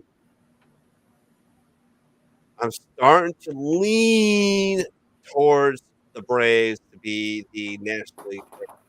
And this is kind of the reason why, because they are just doing this shit like it's their job. And he gets into this one. That's a hard pitch to hit. 92 up in the zone. Left the building. Not easy to get on top of. He did. Second homer in as many games for Eddie Rosario. But like Braves are like, no, we're not done. Boom! Boom! Says, how about Fuck back to you. back? Oh! Orlando Oilers, see you later. That's definitely Roy. That Braves lineup is nasty, son. They're all on Yes, they are. steroids. Like up, down, left, right, they are just tearing it up this year. I mean, people still think about the Dodgers, but oh man, those Braves, man. I had to put it up there, Kyle, because woo. So taking it in the rear in that division, it's the Washington Nationals at 27-43. They're basically done. They're 18 games back. They have a negative 54 run differential, and they're 2-8 in their last 10. Then there's my wife's Mets at 33 and 38. They're 12 and a half games back. Buried behind $86 billion between two guys that had produced shit all year. Woo! Minus 21 run differential, 3-7 in their last 10. Starting to catch on fire is the Philadelphia Phillies. Nah. They're at 38 and 34, 8 games back, plus 13 run differential, or minus 13 run differential, 8-2 in their last 10. Then did I mention last week? Sorry, did I mention last week that Kyle Schwarber is on pace to be the worst hitter in Major League Baseball history? Hit over 40 home runs. As far as like batting average and shit. That's amazing. No, look it up. Look it up. He is on pace to hit 45 bombs and have the worst batting average to do so. Oh, yeah. Makes sense. Swinging everything, yeah. It's a fucking embarrassing, man. And I love the Schwarbs. Look, the Cubs don't win the 2016 World Series without him. However, like, god damn, dude. Like, I don't know. Check a swing now. Like, you've been to the show for how long and you don't recognize a breaking ball? Like, fucking, Yeah. You're embarrassing me, dude. You're killing me, Small. Stop. I swear to God. Hey, you know what you need to do, you fuck? Call Big Poppy. That's what you need to do. Get Big Poppy, throw him 50 grand, spend a week with him, batting cages, fly him around, buy him dinners, so you can learn how to hit for average and power as a left-handed batter, because that's what that did, dude. Well, not early in his career, but once he got to Boston, he figured it out, and he was a gangster at it. So maybe pick up a phone, Schwarbs. Pick up a phone, call Big Poppy. You played with him. And figure that shit out. So, yeah. So in second place is the Miami Marlins. This is 41 hilarious. and 31. This is hilarious. So funny. 5 games back, negative 24 run differential, Yeah. 7-3 in their last 10. I can't even name a player on that team. Oh no, there's Aziz. The dude is batting 400 right now. Oh, the guy that thinks that he's the second coming of Tony Gwynn? Not Tony Gwynn, Ted Williams, man. The fuck he is. Well, all right. What's his name, Kyle? Give him to me. Look him up. He's not the second coming of Ted Williams? Give me his name so I can look him on Baseball Reference. Do it. Make it happen. Oh, the kid from the Marlins? Yes. It's Luis something. Luis Well, that helps. Alvarez? Alvarez?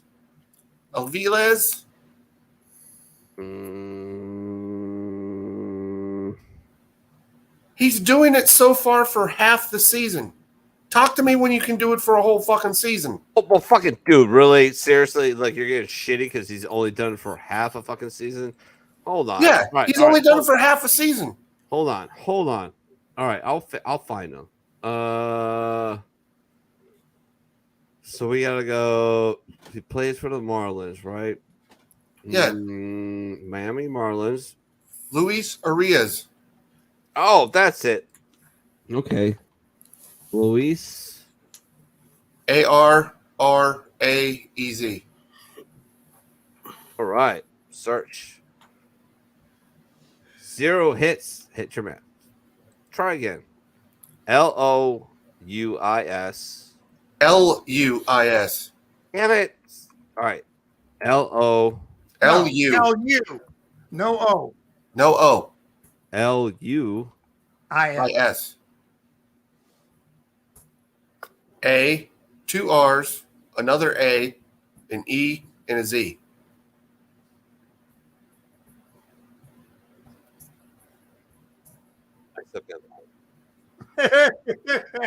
LLIS or no? Chris Benoit put in 2023 so far, he's hitting 388. In 2022, he hit 316. And in 2021, he hit 294. So You can't even match Tony Gwynn's fucking average during the strike season, but you're the second coming of Ted Williams. Hold Just on. because you play on a shitty fucking team. Oh, can I just get his baseball fucking reference shit up? All right. LOLIS. That's what I have. No, LUIS. LUIS. Chris put it right here. ARRAEZ. Is that it? Jesus Christ. The res? Really? Okay, hold on. All right. That might help. 230, 388, 220. Yeah, all right. All right, fine. All right, moving on.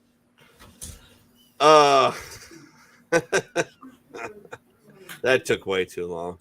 Way too fucking long.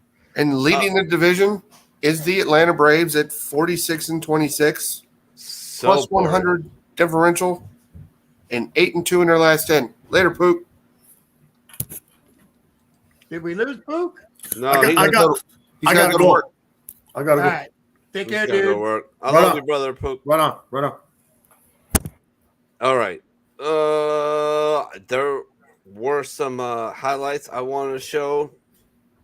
One of them being Kyle, you don't get to answer this. I wish Pook was still here, but Pops, do you know who the home run leader is in MLB right now? I haven't got the slightest idea. Oh, all right. Well, you're about to find out. Oh! Oh! Oh! Mr. Carter.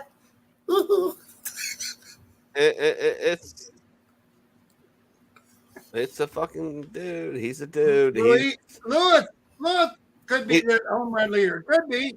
He's probably the greatest baseball player in Major League Baseball history. I thought we had him on the red. No, it was Ellie De La Cruz. Yeah. Although we'll see what happens with him, and I got something to play for you for that as well. But Shohei Ohtani, Yeah. the dual player, the pitcher, the hitter. Yeah. He has 11 bombs over 420 feet this year. Yeah. He is now the home run leader. And, well, this is his last one. And when he fucking crushed it, ladies and gentlemen, well, he crushed it to straight center fucking field like a boss. Yeah. Swing and a drive well hit out to center field, and that one doesn't stand a chance to stick around. Out where the big boys live. That was That's way 420 plus. Yeah. Like, ow! Like, what are you doing, man? You're killing us here. Hey, check to see if you got that video on that Australian racing. What's that? That kid is crazy. I'm sorry. What did you say? I missed it. Australian racing. Oh, I got that. Yeah, I got that too. There's some baseball things I want to play out here. Right. Some highlights. It's really not even just a highlight. It's just a picture of these two kids. Oh, it's just Jose Altuve of the Astros, who's 5'6", which he's a little short, right? But and I have concerns about him and his high leg kick as he gets older, because I don't know if he's gonna be able to get around on fastballs with that ridiculous high leg kick. Although he's very short, so maybe there's different fucking things I'm not thinking about. But here's a funny picture. It's funny, people. It's funny.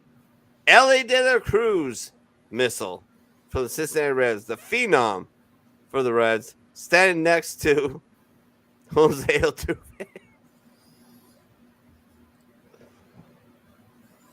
That's pretty funny. Shaq and Kevin Hart.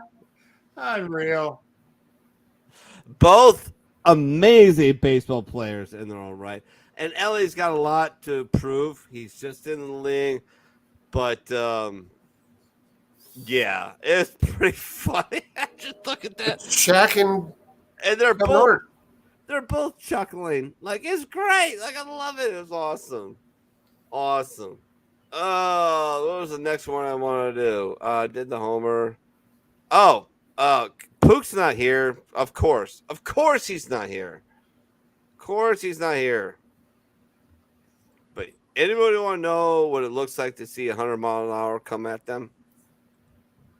Go for it. Have you ever seen it, Dad?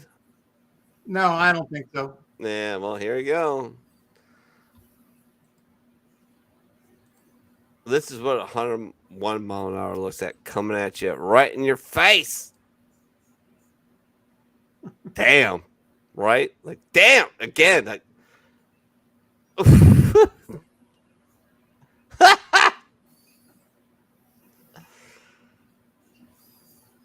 and those are all fastballs, by the way. So when he throws that 99 and he breaks off a 12-6 curveball if he has one, or a slider, which I think the guys, if you're a power pitcher and you throw up like that, you have to have a 12-6 curve, because I think it absolutely devastates the brain of the hitter, because it just does. If you're that hard throwing guy and you throw 98, then you drop like a 76 mile an hour curveball, they're just done. They're done. You have no chance after that. Unless you hang that curveball. But yeah. Oh man. Just awesome to show people that, like, it's fucking the most difficult thing to do in sports, period. Sorry. Well, golf's hard. Yeah, but the ball's fucking just sitting there. So if you fuck up, that's on you, man. Like, you got no excuses at that point. There was another one I was gonna try and bring up. If I can. You should show the standings for our fantasy baseball league too. Nah, I really shouldn't. I really should. I'm not really concerned about that. No, I'll do it. Don't worry. Me and you are tied, by the way. No, we're not. Yeah, we are. All right, so Chris sent them out. So here they are. No, that was not that. You sent to me personally, didn't you? The fantasy baseball? Yeah. Yeah. Okay, I gotta look for him here for a second. I just retired as a priest. It got to be too hot. Oh, no worries. Oh, there's a joke in there somewhere. Another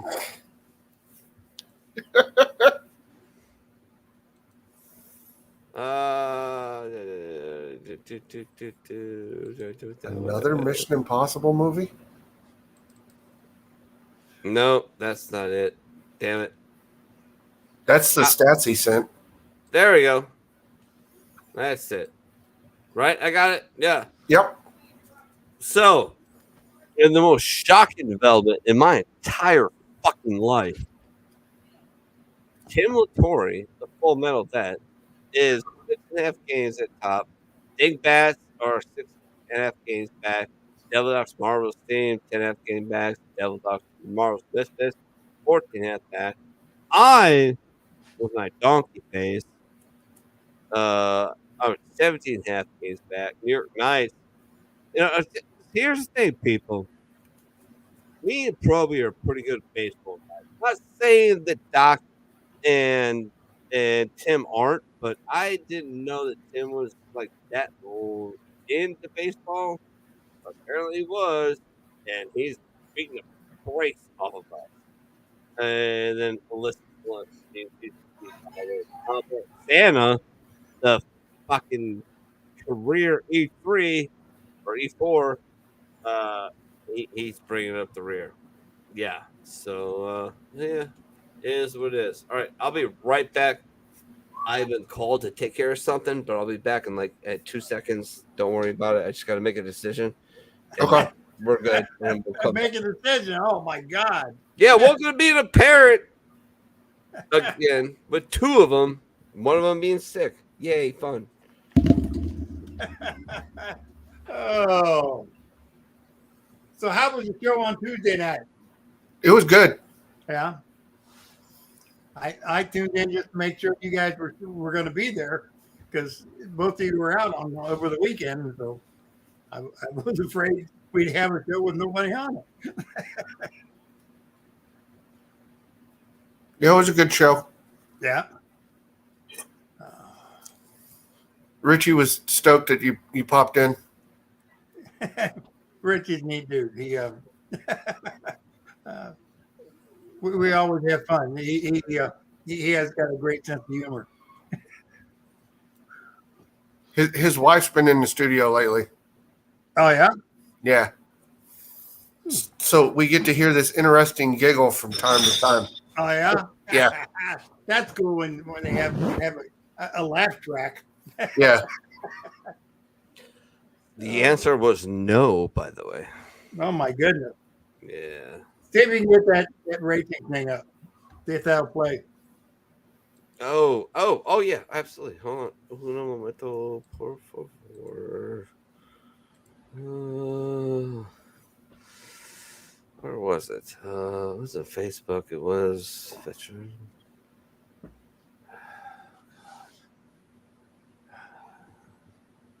All right, hold on.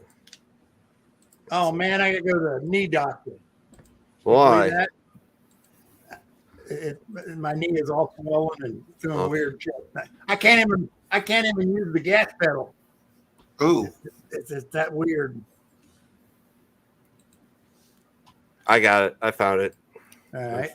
Unbelievably, isn't it? Maybe. Wait till you see these cars. These cars are unreal. It's up there? Hmm? All right, cool. Let's go.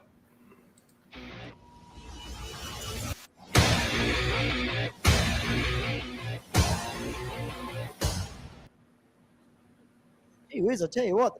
They look like What sprint they cars, used to but they be, got Trev, and I-beams the all the way presentation around of them. the cars looking absolutely stellar. The 17 machine out front is Kev Healy. The 93 of James Turner. Tony Shires in the 32. Sam Turner in the 33.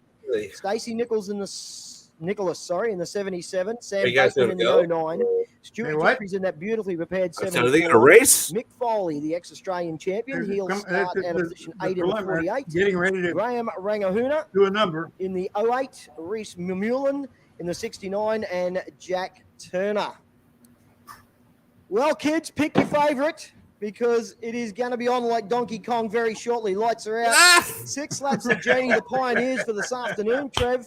The stock cars, this could Look at that red Australian dirt, too. Look at that red Australian dirt, man. We are green. We are green. Hammer down as they slip and slide. Oh, it's a car park already up the top. Is that Stewie Jeffries gone around? Stewie Jeffries is around. Oh. The gloves are off already. Heat one.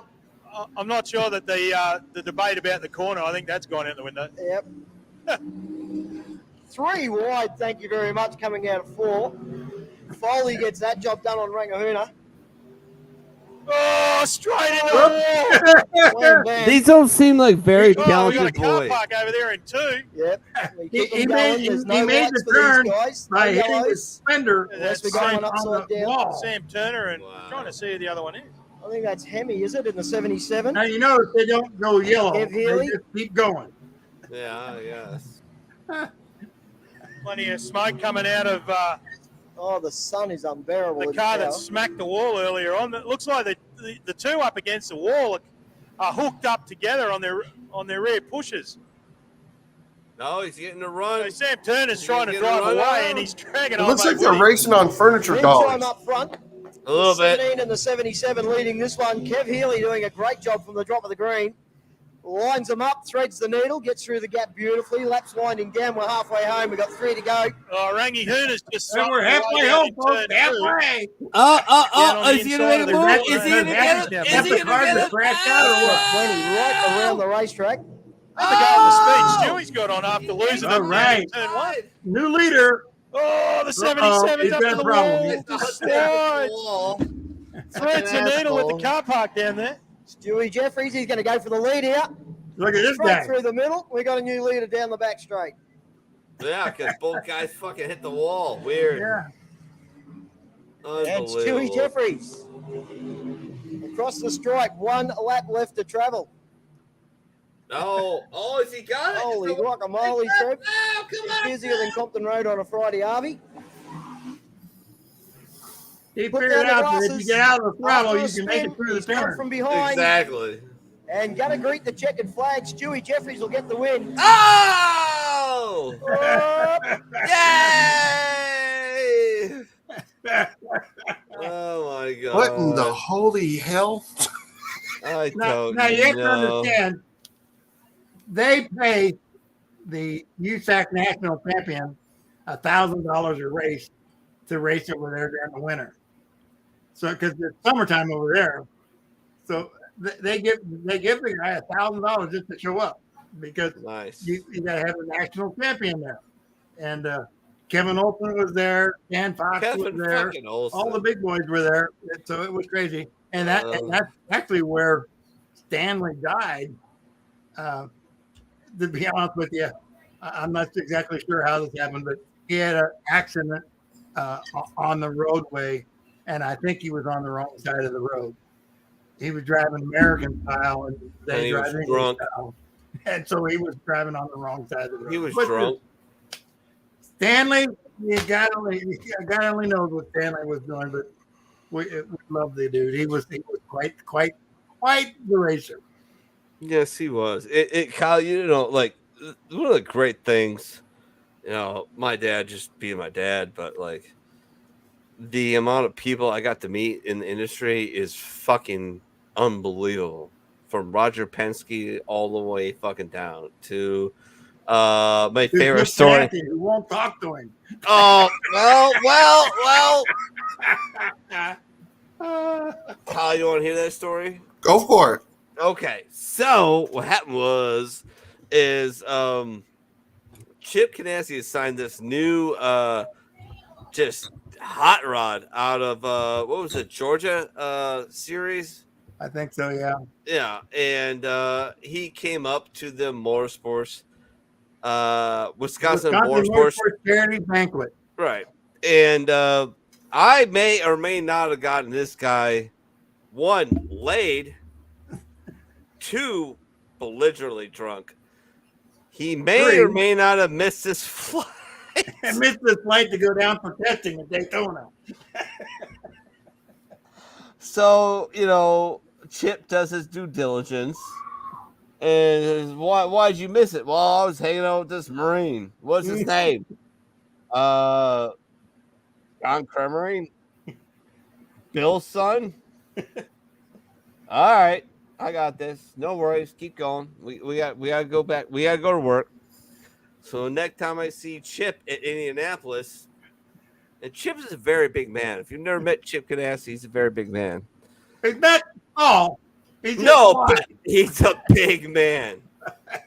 And he goes, hey, and this has happened to me for 30 years. You're Bill Cremery's son. This time it was actually, hey, John. Oh, fuck.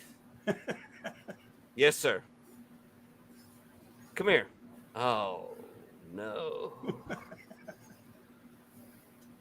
Instantly hand to throat. You ever fuck up one of my drivers like that again, I will end you. Aye, sir. And then was that Thornton? Who was that? It was, yeah, and then he shook my hand, patted me, thanked me for our service. It was all good.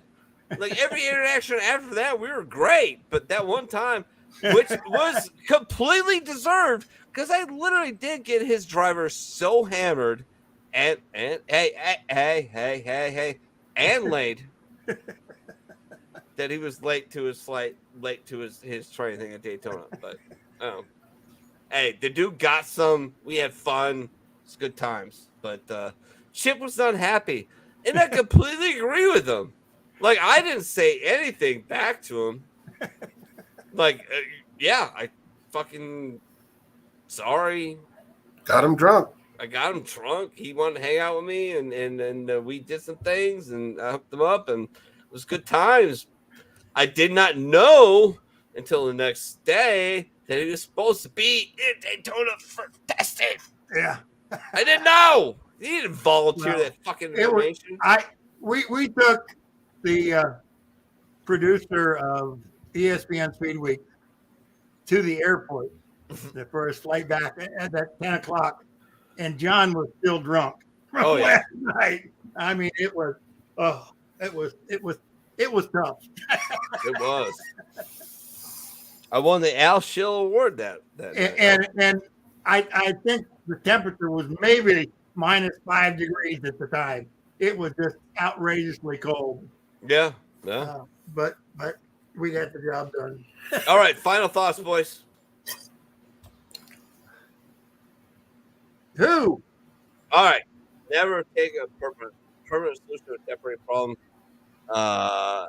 Been there, done that. Had the members only jacket been so close, you don't even want to know. But there's plenty of research out there. Just reach out and find. I've seen so many people get help just about Facebook, but just putting a post out in a veteran group or just on their own profile. I need to talk to somebody. I'm hurting. I feel like doing something like that. People jump on it. Just do that. Do not take a permanent temporary problem. I'm riddled with depression. I'm riddled with all kinds of fine mental things. And we got the 4th of July coming up.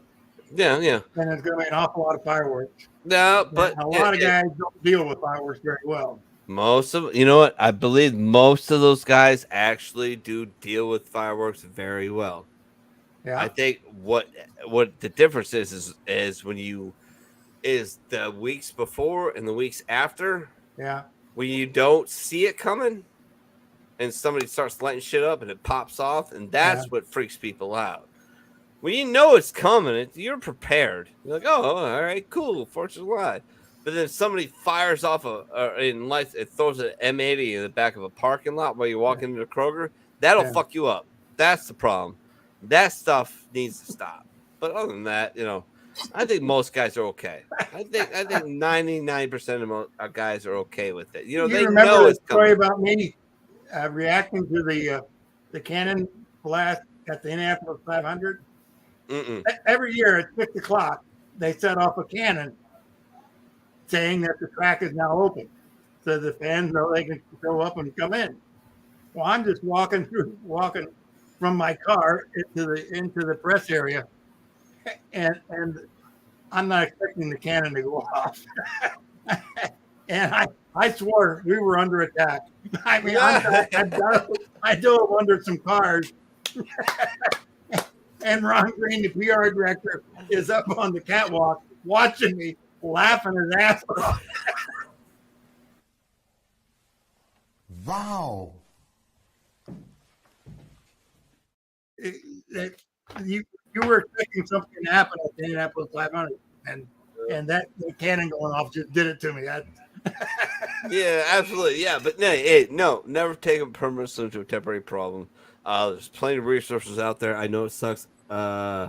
Just swallow your pride and reach out, but hey, fucking do it. Just talk. Hey, like I'm gonna talk to somebody. I'm gonna edit. Well, then just fucking call somebody. Well, I don't know who this person is. You know what? The closest second time I got really close. I called Balance Stress, and I spent 2.5 hours talking to a Army Ranger. I didn't verify. That's what he said he was. I grilled him, but we spent 2.5 hours talking together. I grilled him for like 45 minutes about, oh, really, an Army Ranger? So I started picking him apart, and he was legit. Looked him up, found him on the internet as being that guy. He just spent hours listening to me. Wow. And it was amazing. So, other than that, God bless you all. Thank you all for tuning in. And you crazy fucks watch on Rumble, hit that fucking button. Follow us. Give us that. Go over to YouTube. Search Veteran Revolt Radio. Follow us there. Go to Twitter. Get a Twitter account. Twitter is hilarious and fun now that Elon Musk is in control of it. Super fun. Get a Twitter account. Follow us on Vet Revolt Radio. Love us and retweet that shit. Other than that, I'm done. Love you guys. Mwah. Doc, Take care, what you got, baby? What you got? Like I always say, anybody reaches out to you, just listen. Don't offer a fix. Just let them get it off their chest. They'll be thankful for you that you did that in the end. It doesn't take anything to listen. They're not wanting help. They just want to get it out because they trusted you for a reason. Other than that, tomorrow's Monday. Don't remind me. Just take things one hour at a time, and it shouldn't be a Monday. But other than that, great time for sports. It's baseball season. Great time for sports. Baseball, baby. Baseball. So just enjoy your time you got. It's summertime. Be sure to go out and get some fresh air, get some sun. Other than that, I turn it over. Check me out on Tuesday on the WOE Network with Richie the Redneck King, who's also running for president. We're doing funny things over there. I'm in charge of Dummy of the Week, and I get appropriate, by the way. And I get these really, really great dummies. I just slide that one in there. I know you did. I love you, man. And I turn my time over to Pops. There you go, Right. brother. Anyway, we've all said it. If you got an issue and you're feeling bad about it, talk about it. Talk to somebody. Just open up and say, it's going crazy. Just talk to them. And you'd be surprised what you find out by yourself. Just listening to yourself talk. So speak it out. No, absolutely. Hold it in. It doesn't help you. One of the reasons Kyle is here is because he reached out to me when I was doing the bar, and he was a horrible place. Yeah. And I hate it when he fucking reminds me of it, but like he's here because of a lot of reasons, the grace of God and me telling him that corpsmen are bitches and something like that, and fucking with them, and even though you had your birthday yesterday, right? Yep. And I love my fucking corpsmen. God bless you, fucking lunatics. How old are you now, Kyle? I am. Well, the corpsmen. The corpsmen are 125. I'm 47. Okay. Yeah. I'm soon to be 48. Soon to be 48. John's 2 weeks older than me. Yeah, and 3 years younger. Ish. It doesn't matter. You're still. I thought we were both born in 76. Well, now we got everything. We're both born in 40 or 76. Yeah. So yeah. Hey, is Modella a Miller Lite company? No. Who owns it? Germans via Mexico. Germans via Mexico. Yeah. Huh. Okay, I was just wondering where the hell they came from because now they're number one. And yeah, well, weird. Yeah, that's what happens when you don't go woke. Go woke, go broke, that baby. This is amazing. There's no. Hey, you know what? It's funny. It's just what you make a product. Just make a good product and sell that product. Yeah. Don't cater to anything. Just hey, this is what we make and it's good. Drink it or use it. Fucking hell. Oh, we lost Pops. All right, well that's a sign of the times, I guess. Hey, how are your Red Sox doing tonight? We are top of the ninth. Jensen's pitching, 1 out. We're winning 4-1. Looks like we're gonna sweep the Yanks. There you go. Are you still coming down here anytime soon? We're planning on it. When? Got to talk to the wife. All right, because I got some surprises waiting for you. So okay. Just saying. Other than that, love you, Kyle. Love Pops. Love the brother Bishop Pook Dawg. Can't wait for Richie the Redneck Pit King to come back for NFL when that's heating up, which is it's getting there. It's getting there. It's getting there. About a month or two away from it really getting relevant again. But other than that, I love you all. Let's give him a big dating game kiss.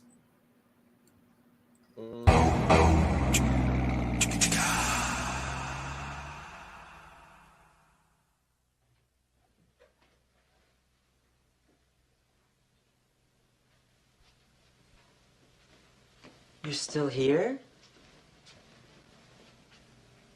It's over. Go home.